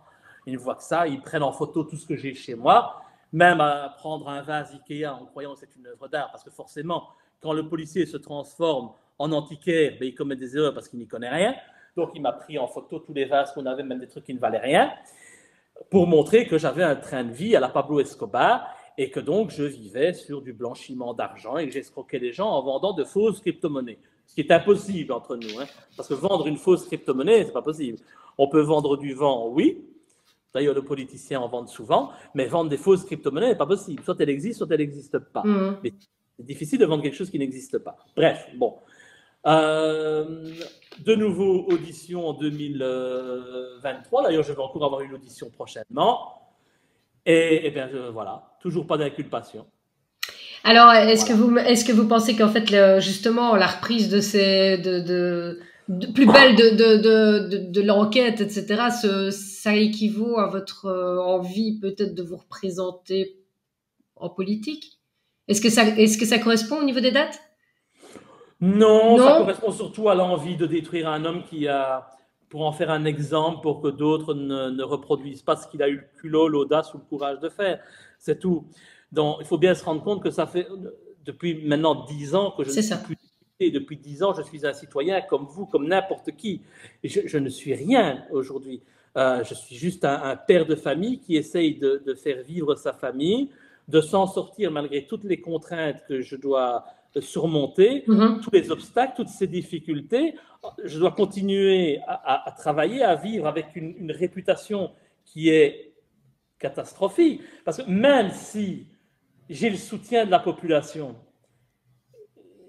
lorsqu'il s'agit par exemple de collaborer avec moi, de travailler avec moi d'un point de vue professionnel, tout ça pose des difficultés parce que directement, imaginons qu'un gars décide de m'engager dans sa société, puisque en tant qu'indépendant, j'ai du mal puisque je n'ai pas de compte bancaire. Ben, directement, on va en parler et ce gars va avoir des ennuis qui va se répercuter sur sa société, sur lui-même. Donc, en fait, c'est de l'ostracisme. Bon, ça nous fait penser à Bosman et Coppenol, ostracisme, ostracisme, pour ceux qui se rappellent de cette pièce de théâtre. Mais je subis un véritable ostracisme dans mon propre pays. C'est-à-dire qu'on m'empêche de vivre. Alors, oui, je voulais revenir là-dessus. Donc, des personnes comme vous, il y en a plus d'une. Hein.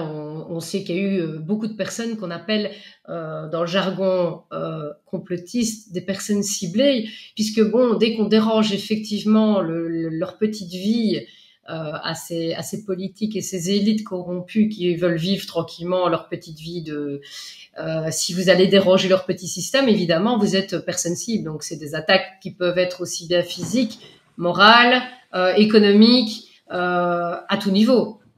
On va jusqu'à des armes ciblées, puisqu'on a eu quand même des décès de certains députés qu'on se pose des questions si réellement il n'y a pas eu quelque chose de plus grave. Hein. Je reprends notre députée française, comment elle s'appelle, je vais pas tomber dessus sur le nom, qui est morte soi-disant d'un arrêt cardiaque, juste après s'en être prise à Madame von der Leyen, parce qu'elle dénonçait justement les SMS pour la vaccination.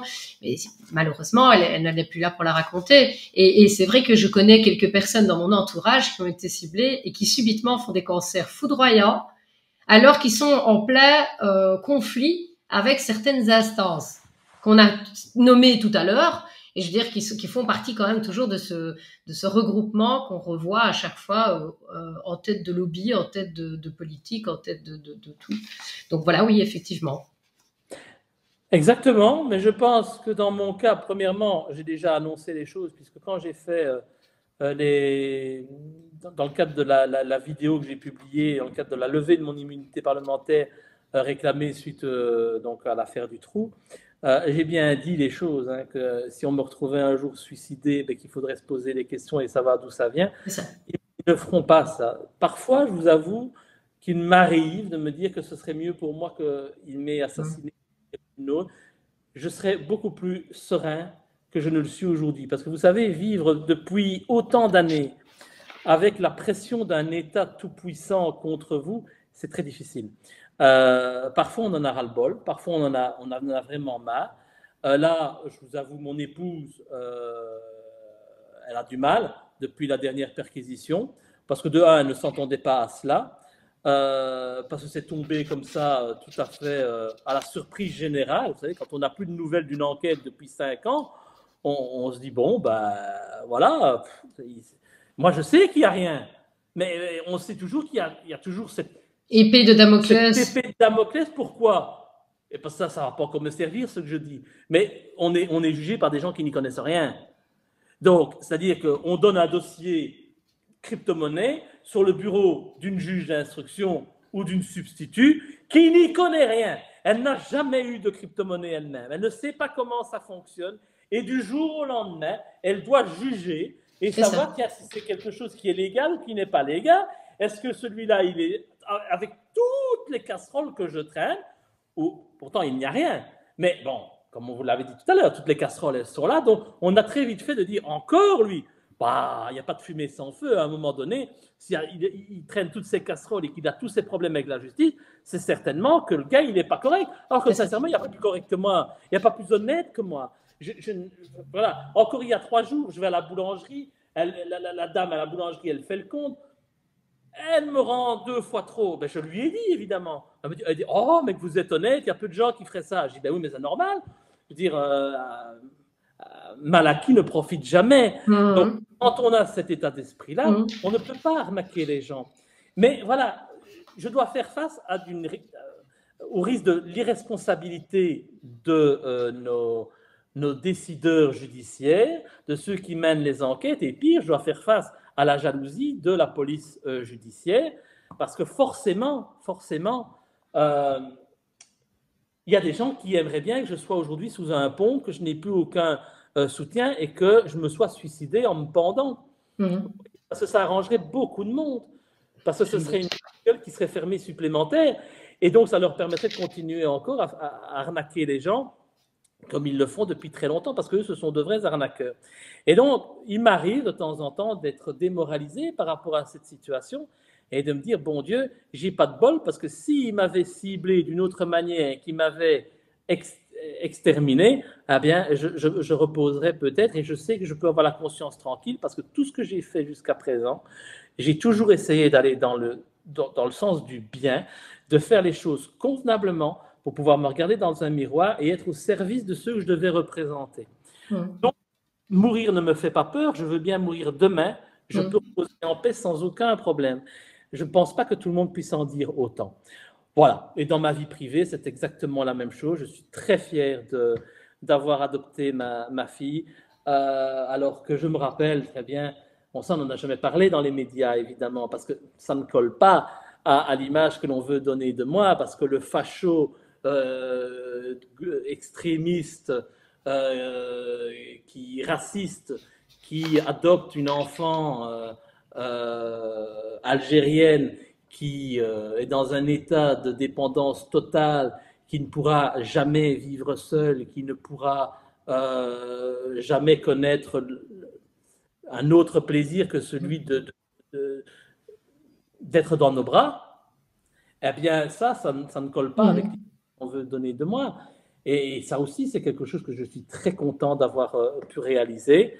Et encore, je vais vous dire, lorsque j'ai fait cette procédure d'adoption, j'ai vu débarquer, puisque c'est devant le tribunal, il faut y aller, il faut plaider, il faut expliquer, j'ai vu débarquer une procureure du roi de Mons, alors que c'était à Charleroi, elle est venue de Mons, salut Elio, donc on sait d'où ça venait, qui est venu dire que Laurent Louis était inapte d'adopter un enfant, qu'un tel individu ne pouvait pas être le père d'un enfant, que c'était totalement intolérable.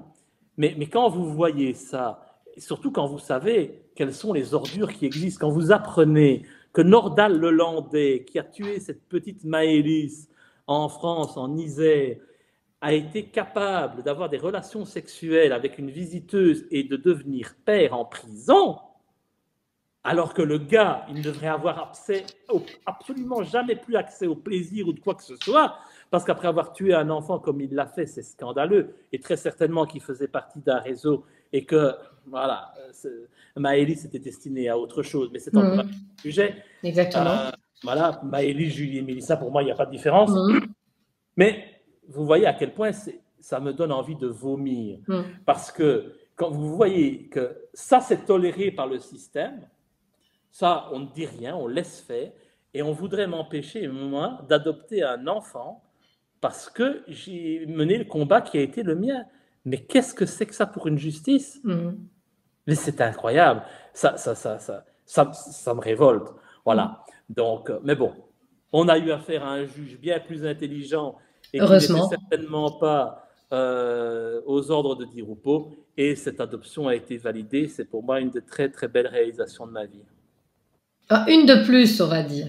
Je veux dire, donc voilà. Donc 2014, vous organisez un meeting de campagne qui a été traduit par la presse comme un congrès antisioniste avec des invités qui étaient un petit peu hors normes, trop peut-être trop engagés par rapport à ce qu'on voulait recevoir en Belgique. C'était Alain Sorel et Dieudonné. Ça a été un peu encore aussi un petit coup de gueule à votre sauce. Parce que là, vous dérangez évidemment, vous allez chercher les deux mêmes que vous, en fait, en France. Les défenseurs de liberté d'expression, tout simplement. Exactement, voilà. Exactement. Et encore une fois, la même logique, dénoncer l'illogisme de nos pseudo-démocrates qui se drapent d'un voile de respectabilité alors qu'ils ne respectent pas cette démocratie. C'est ça, exactement. Voilà, toujours la même chose. C'était un meeting de campagne, c'était très important. Pour info, nous avions payé 5 000 € pour cette salle, que je n'ai jamais revu la couleur d'ailleurs. Mais tout ça, ça montre à quel point c'est difficile. Voilà, les autres, ils peuvent avoir les palais des congrès dans n'importe quelle ville. On détale le tapis rouge et il y a des abrutis qui viennent pour parler. Alors, ça ne servira jamais les intérêts de la population.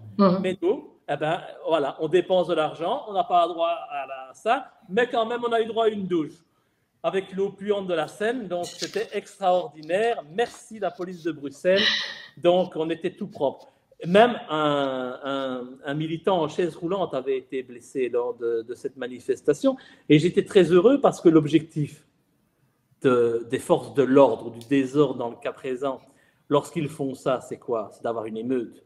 Oui, oui, tout à fait. Bon, ben, là, Parce maintenant, que on le sait nous, maintenant. Hein, je dirais nous oui. étions soutenus par de très nombreux jeunes des quartiers, souvent issus de l'immigration, ce qui est incroyable pour l'homme que l'on a dépeint tout à l'heure. Mais pourtant, c'était là. Je n'ai jamais vu des jeunes de quartier aller coller des affiches électorales. Je n'ai jamais vu ça. Mais pour Debout les Belges, je l'ai vu. Et ça, c'était extraordinaire. Et donc, le but, c'était qu'il y ait une émeute. Et j'ai réussi à faire en sorte qu'il n'y ait pas d'émeute. Tout est resté dans le calme. Ils n'étaient pas très contents, les policiers, parce qu'ils auraient préféré pouvoir taper avec leur matraque. Mais il n'y a rien eu de tout ça. Mais bon, tout ça a servi après, avec l'attentat au musée juif une semaine plus tard, de me rendre responsable Voilà, de la... exactement. Bon, bah voilà. C'était toujours pour salir avant les élections, de toute façon. Mais ça, on en a l'habitude. Oui. C'est pour ça que il y a des personnes qui disent, un peu comme Asselineau, qui a été le seul d'ailleurs à ne jamais vouloir me rencontrer. Tous les autres sont venus à moi, que ce soit Dieudonné. Il ne faut pas croire que c'est moi qui ai démarché Dieudonné. Hein. Ce n'est pas moi qui ai contacté Alain Soral. Ces gens sont venus à moi parce qu'à l'époque, c'était très intéressant d'avoir la légitimité d'un membre du Parlement en Belgique. Voilà, c'est tout. Asselineau est le seul à ne pas avoir voulu me rencontrer sous prétexte que j'allais le salir. Nicolas Dupont-Aignan aussi, en France, est quelqu'un qui m'a toujours apporté son soutien, mais qui n'a jamais osé aller aussi loin que moi. Si je vais aussi loin, j'ai plus accès aux médias. Et si j'ai plus accès aux médias, je n'existe plus. Je pense que c'est un mauvais calcul parce que j'ai existé sans les médias et j'existe encore aujourd'hui. Alors que ça fait 10 ans que je n'ai plus d'actualité politique, que je n'ai plus d'activité publique, et pourtant les vidéos continuent à circuler. Il faut juste du courage. Oui, ça en demande beaucoup de courage, parce que c'est vrai qu'on se met au banc de la société et au banc des médias. Et comme ce sont les médias qui font la loi aujourd'hui, qui déterminent qui est bien ou qui n'est pas bien, forcément, ça a des conséquences qui sont importantes. Donc je crois qu'il ne faut pas avoir peur de se salir, parce que de toute façon, si vous voulez vraiment aller au bout dans notre combat, il faudra se salir à un moment donné. On ne le fera jamais avec l'assentiment des médias, donc on sera toujours sali. Mais donc il faut sortir quand même de sa zone de confort et donc agir en fait, oui. Exactement. Alors là, c'est juste une petite réflexion que je me suis fait. Au mois de novembre 2023, donc en plein milieu du chaos, la France, donc plutôt Macron, puisque tout passe, je veux dire, directement par la présidence, il n'y a plus vraiment d'assentiment du restant du peuple, prend parti ouvertement pour Israël et désire pénaliser tout ce qui est antisionisme. Donc c'est là qu'on a parlé, il y a une loi qui est passée. Et là, on parle de conviction. Donc je reprécise pour ne pas qu'on nous dise qu'on est de nouveau antisémite. Non, on parle de conviction religieuse et pas de racisme.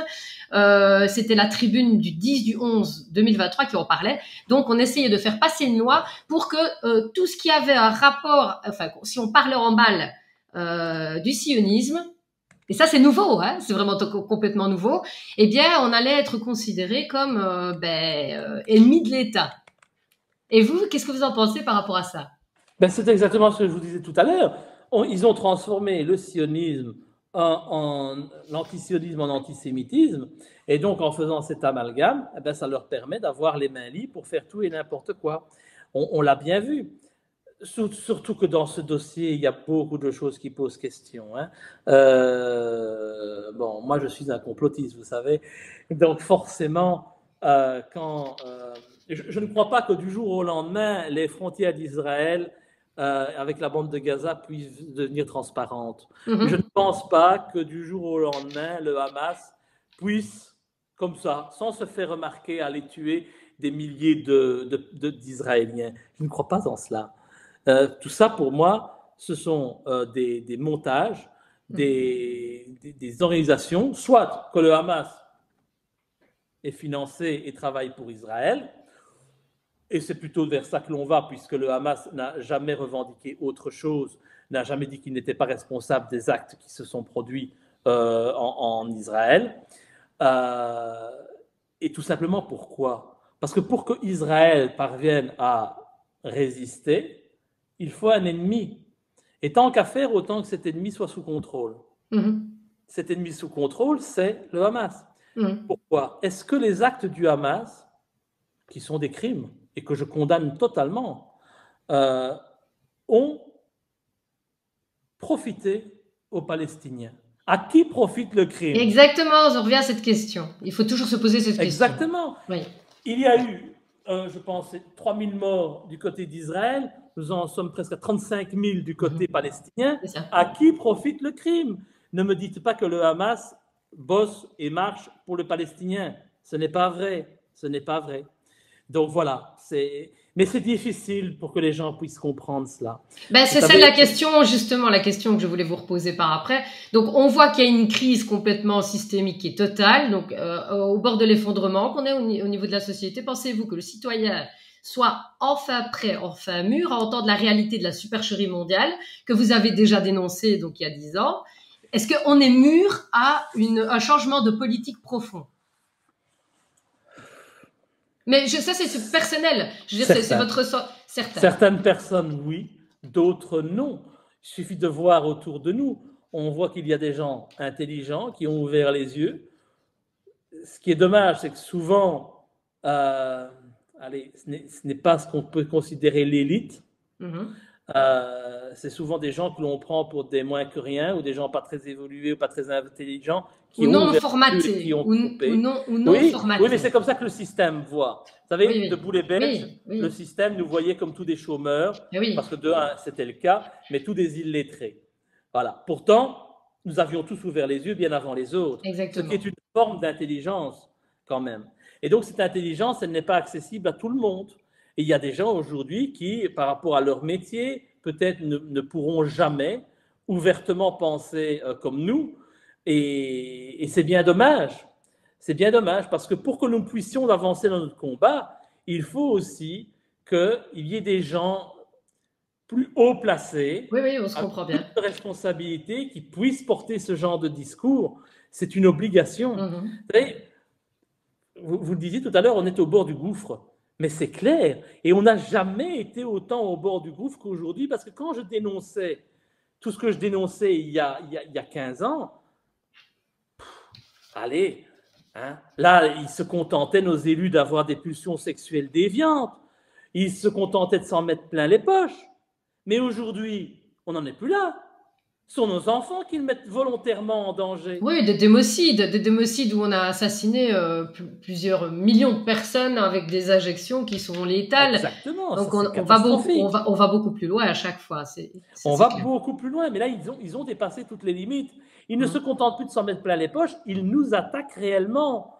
On nous inocule des maladies avec des pseudo-vaccins, alors que voilà, on l'a vu. Moi, j'ai jamais pris ces saloperies-là, je ne le prendrai jamais. Parce que déjà quand j'étais au Parlement, on m'avait ouvert les yeux sur les dégâts causés par les vaccins traditionnels sur les enfants. Il y a l'autisme, bien sûr, de vaccins et qui meurent même. D'ailleurs, ma fille est elle a subi une réaction à ces vaccins. Pourquoi? Elle est née en Algérie. Elle a eu une détresse respiratoire. Elle est née toute bleue. Bon, j'étais pas là pour le voir, évidemment. Et qu'est-ce qu'ils ont fait le jour même? Ils lui ont donné tous les vaccins. C'est ça. Et donc, elle a les mêmes symptômes que ses enfants, dont j'ai vu les témoignages. J'ai reçu les parents au Parlement à l'époque. C'est encore un truc qu'on ne pouvait pas parler, parce que c'est s'attaquer à l'industrie pharmaceutique qui est toute puissante. Mais ce sont les cas d'enfants qui sont enfermés dans leur corps. Ils se rendent compte de certaines choses, mais ils ne savent pas bouger, ils ne savent pas parler, mais c'est dramatique.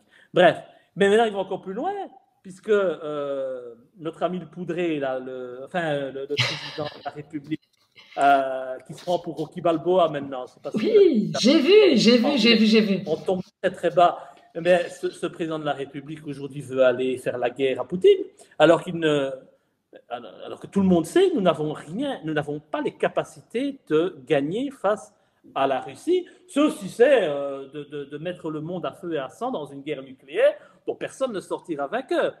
Mais il faut être totalement fou. Aujourd'hui, voilà. Et il a de la chance, mais il a de la chance parce que je trouve que le président Poutine est encore très sage et je trouve qu'il est dans la retenue complète. Et quand on l'entend s'exprimer, quand on l'a vu à l'interview américaine, quand je vois encore là, avec beaucoup de recul et beaucoup de sagesse, quand il parle et qui exprime, qui se rend compte qu'en fait le peuple européen n'en peut rien, mais qu'il est dirigé par une bande de ploucs. Voilà, je dirais, donc je trouve qu'on a de la chance encore de tomber sur quelqu'un qui soit encore modéré, parce que d'un coup de cuillère à peau, il nous a fait disparaître. Hein, mais malgré toutes les provocations qui ont lieu, je dis, l'Allemagne aussi provoque énormément, nous avertissant tous les 2 semaines que la Russie va attaquer l'OTAN, alors que tous les actes qui ont été posés jusqu'à présent par l'OTAN sont des actes de provocation. Nous construisons une énorme base de l'OTAN en Roumanie. Pourquoi ? Si ce n'est pour... alors qu'il y en a déjà suffisamment. Il y en a en Pologne, il y en a en Allemagne, il y en a partout. Il y a des bases américaines, il y en a partout. Des bases de l'OTAN, il y en a partout. Mais non, il faut continuer. Il faut aller titiller le géant pour essayer de faire en sorte qu'il craque le premier et qu'il en ait marre des provocations. Et peut-être qu'un jour, il y aura un acte sous faux drapeau commis par l'OTAN qui imposera à la Russie de réagir. Ça ressemblera au gazoduc, hein.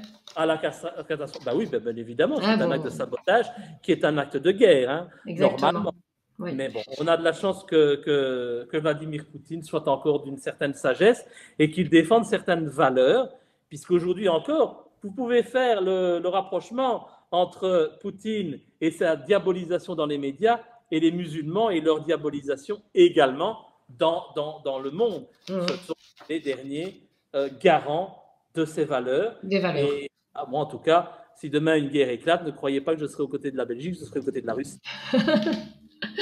Alors là, on va parler un tout petit peu donc par rapport à la politique actuelle. Donc, pensez-vous qu'une démocratie participative pourrait être envisageable?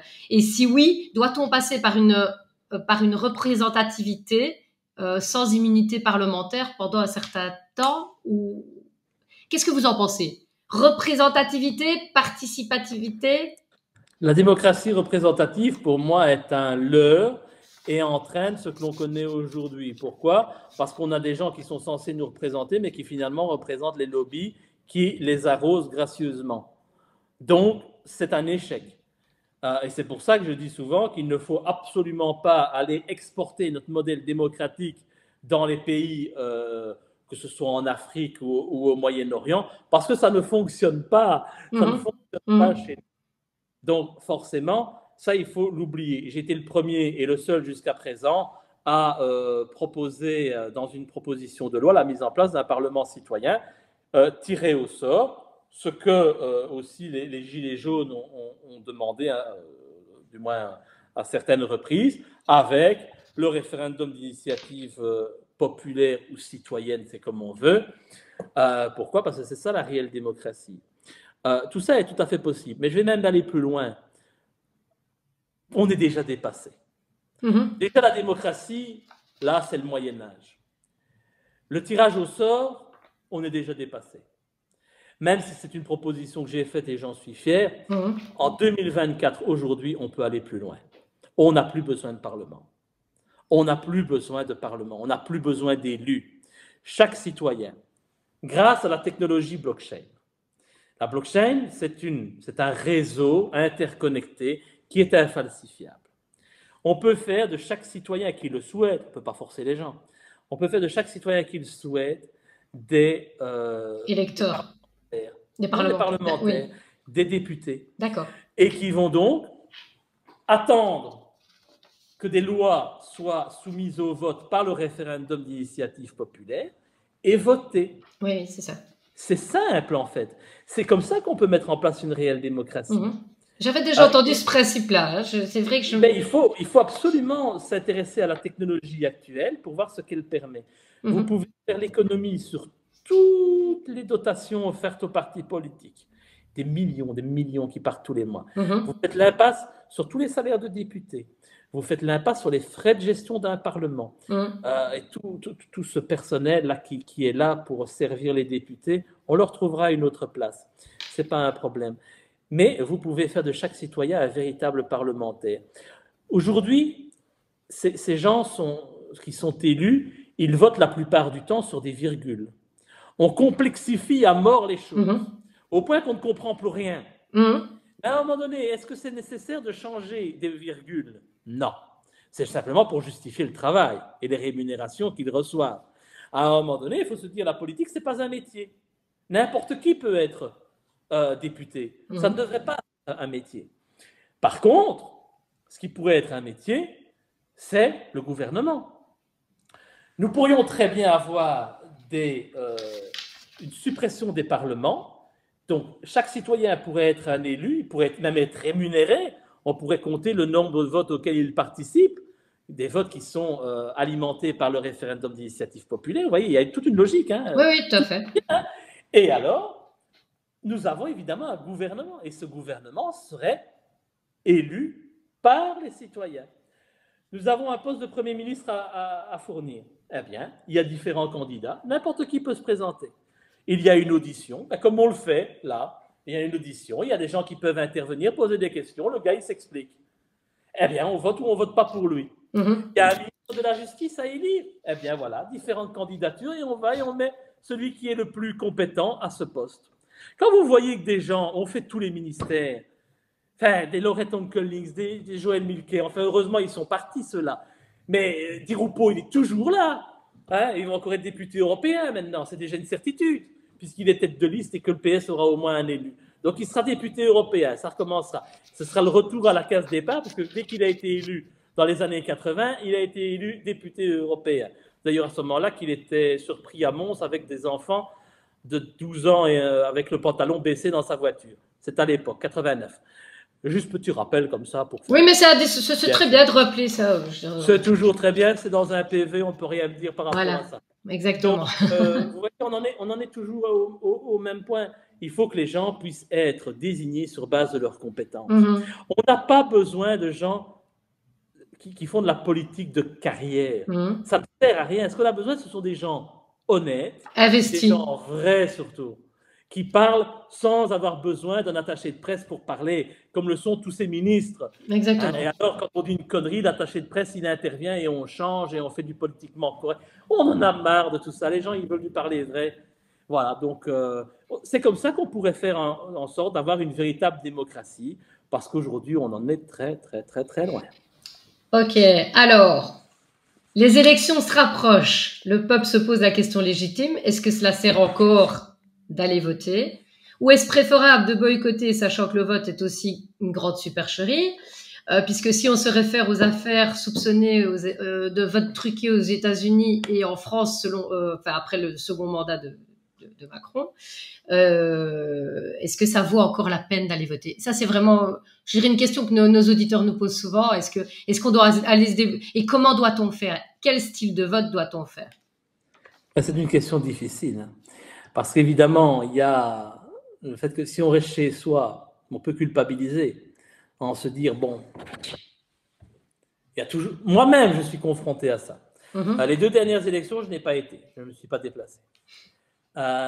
Ces élections-ci, je réfléchis un petit peu. Pourquoi? Parce que la Belgique est au bord du gouffre. Personne n'en parle pour le moment, nous allons nous retrouver encore avec un record au Guinness Book. Hein.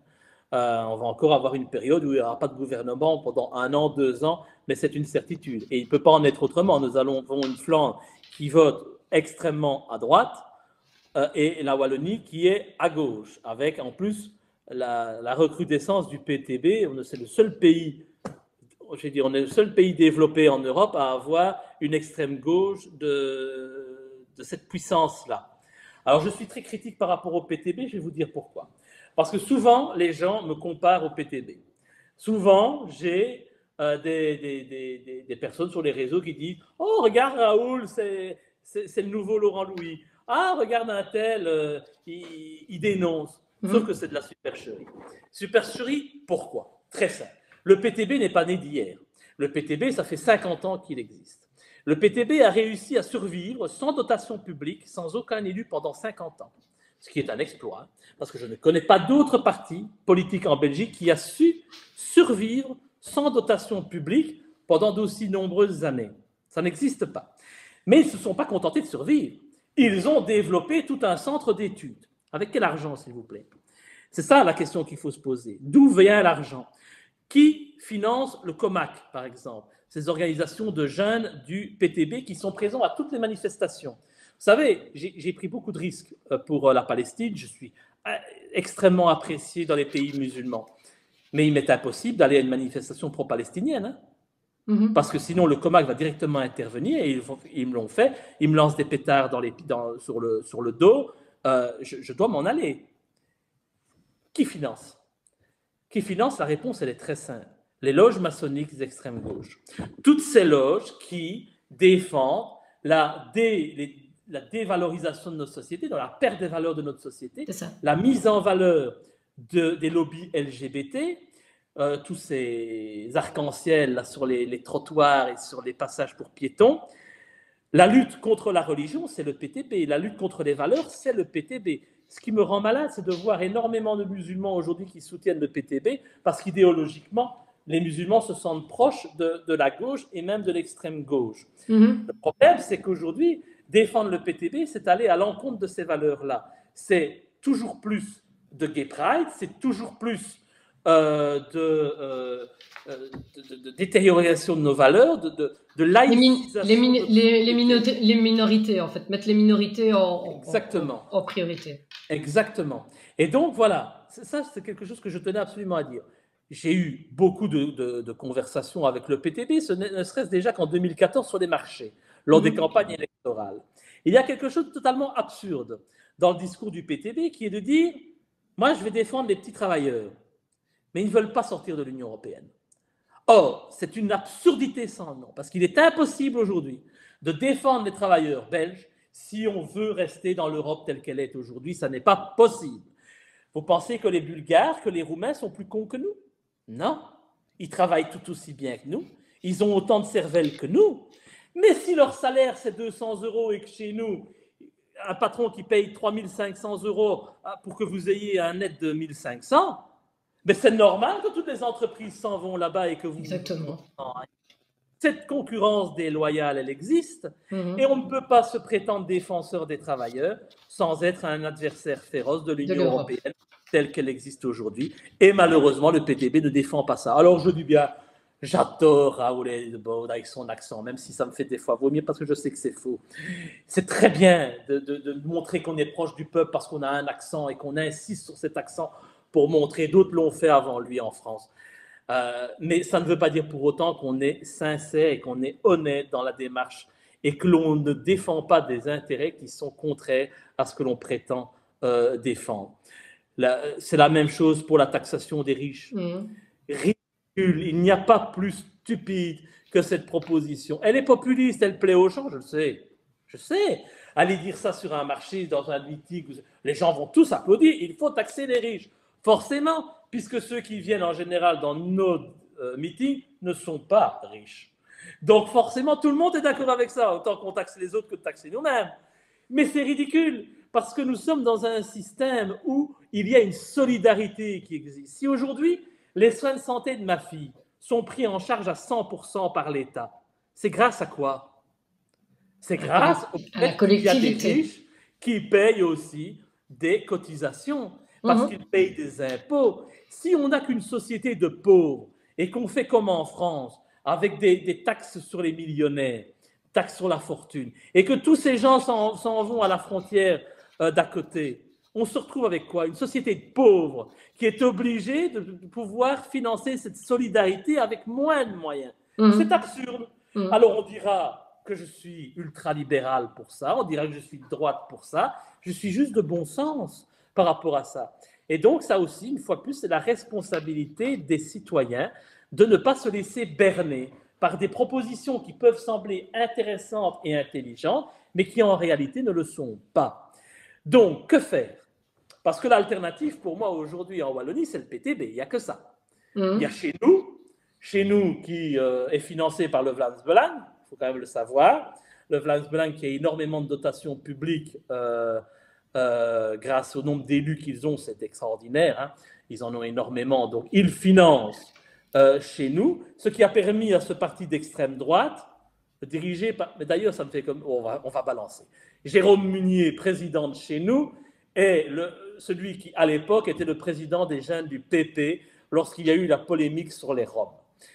Et il a exigé ma démission parce que j'étais raciste. Alors, ouais, le président de chez nous serait-il pour les Roms? C'est la question que je pose, parce que si nous avons un parti d'extrême droite qui accueille les Roms à bras ouverts, il faudrait quand même que les gens le sachent. Hein. Donc voilà, encore une fois, un illogisme à ce niveau-là. Donc chez nous, financé par le Vlaams Belang, le reste, ce sont les partis traditionnels. Ou alors il y a eu des partis citoyens. Mais ces partis citoyens, je me pose quand même la question de savoir quels sont les objectifs de ceux qui les dirigent. Parce que, soyons clairs, ils sont dirigés par des inconnus qui n'ont rien fait. Ils n'ont pas de fait marquant à leur actif. On ne peut pas dire « Ah, celui-là, il a fait beaucoup, il a eu du courage, etc. » Non, ils n'ont rien fait.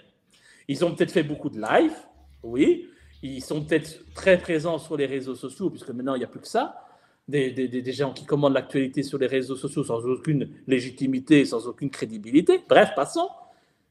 Et ces gens rêvent, parce que j'en connais dans les partis citoyens, j'en ai connu qui sont venus au MLD, j'en ai connu qui sont toujours dans ces partis citoyens, qui sont venus à Debout les Belges, qui ont souvent créé la pagaille parce qu'ils voulaient être en tête d'affiche, etc. Et c'est quoi l'objectif? Parce qu'ils iront nulle part comme ça. Qu'est-ce qui va pousser les citoyens à faire confiance à des inconnus? Rien. Il faut quand même une légitimité. Je suis surpris, par exemple, qu'aucun parti citoyen ne m'ait tendu la main. C'est étonnant. Parce que quand même, à ce niveau-là, je pense que l'expérience, je l'ai. Il y a peu de gens qui ont affronté le gouvernement comme je l'ai affronté. À 30 ans, pouvoir dire les 4 vérités dans un parlement, il faut avoir le courage de le faire. J'en ne connais pas beaucoup qui l'ont fait. Et il y a cette faculté de pouvoir parler aux gens, d'avoir aussi la popularité qui est la mienne, puisqu'aujourd'hui encore, je suis suivi par énormément de personnes sur les réseaux sociaux sans aucune actualité politique. En 2014, j'ai fait 13 000 voix de préférence dans le Hainaut. Mais bon, étant donné que Debout les Belges, c'était Laurent Louis, et que Laurent Louis, c'était Debout les Belges, les gens dans le Luxembourg, où je n'étais pas candidat, quand ils ont voté sur une liste Debout les Belges, ils ont voté pour moi. D'ailleurs, ce sont mes affiches avec ma tête qui étaient affichées partout, avec en petit la photo du candidat régional. Donc ça veut dire plus de 80 000 voix en 2014, ce qui fait peur, évidemment. Mais pourquoi ces partis font-ils l'impasse alors qu'ils n'ont aucune base sur quelqu'un qui a fait 80 000 voix? Pourtant, ce serait la solution pour tout le monde. Eux sont là, ils ont déjà créé leur ASBL, tout est en ordre, et moi, je ne demande qu'une chose, continuer le combat.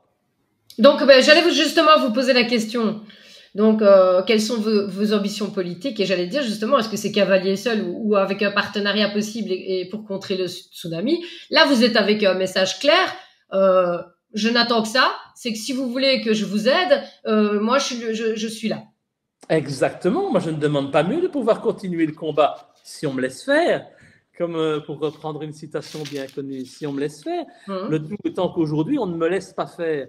Donc, il faut juste, pour que ça puisse se concrétiser, que des partis ou des mouvements en place aient le courage de me tendre la main pour qu'on puisse travailler ensemble. Ce ne sera pas le PTB, ce ne sera pas chez nous, ce ne sera pas les partis traditionnels. Ça, c'est une évidence.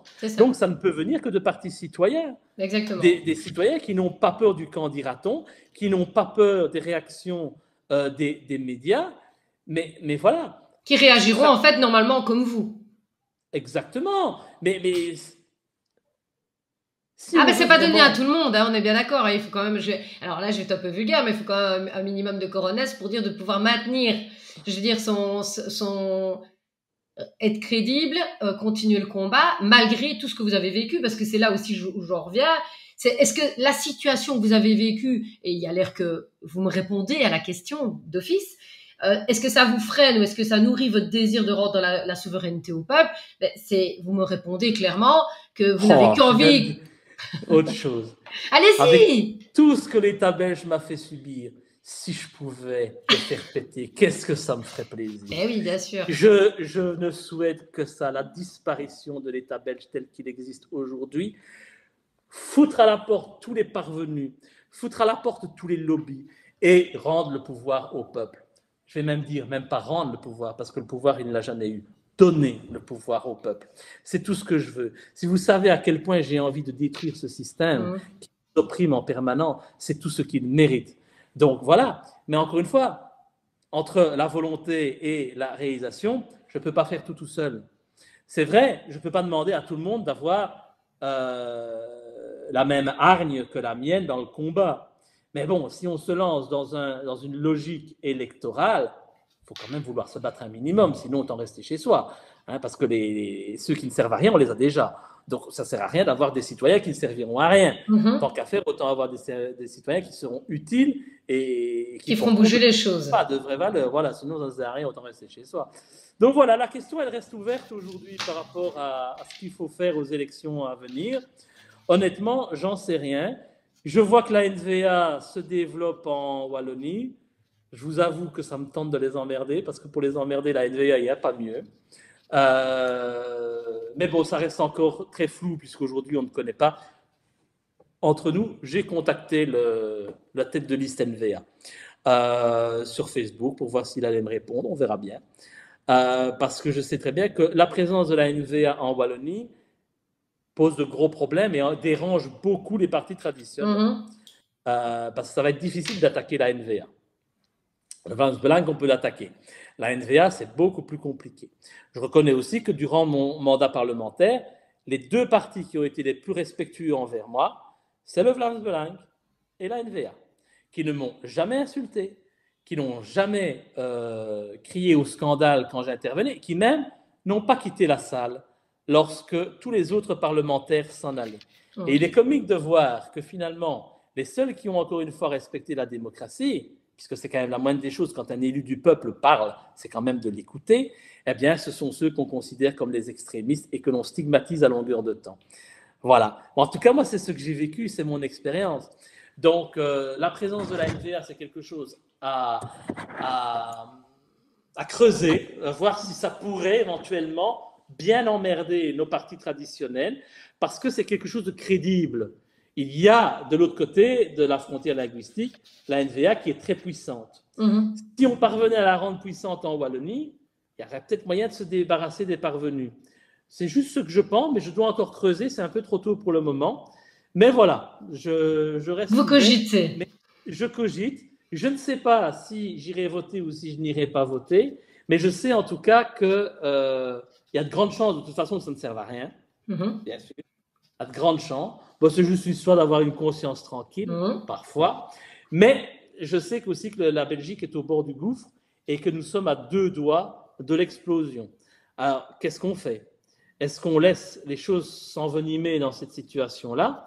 Je ne pense pas que la NVA ou le Vlaams Belang soit hargneux vis-à-vis des francophones. C'est en tout cas pas ce que j'ai ressenti. Mais ils en ont marre de payer pour une Wallonie qui est mal gérée. Et ça, c'est tout à fait normal. Voilà. Vous savez, quand j'ai fait toutes les déclarations contre Di Rupo dans la vidéo qui circule sur la levée de mon immunité parlementaire, il y a un homme qui est venu me voir après. On était aux toilettes. Bon, bref, c'est la petite histoire.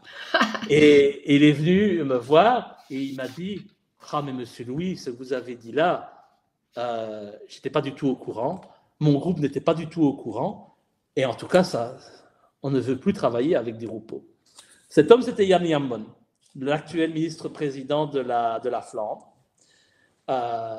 Et je constate que depuis 2014, la NVA n'a jamais travaillé avec le Parti socialiste. Donc, si ça a déjà pu aider à ce niveau-là, tant mieux. Malheureusement, on les a mis dans l'opposition. Et les socialistes, eux, sont toujours là et ils dirigent toujours ce pays. Alors, j'en veux beaucoup aux socialistes parce que moi, je viens d'une famille ouvrière. Ces gens ont toujours cru que les socialistes les défendaient. Et je pense que c'est la même chose dans la région à Liège ou à Charleroi.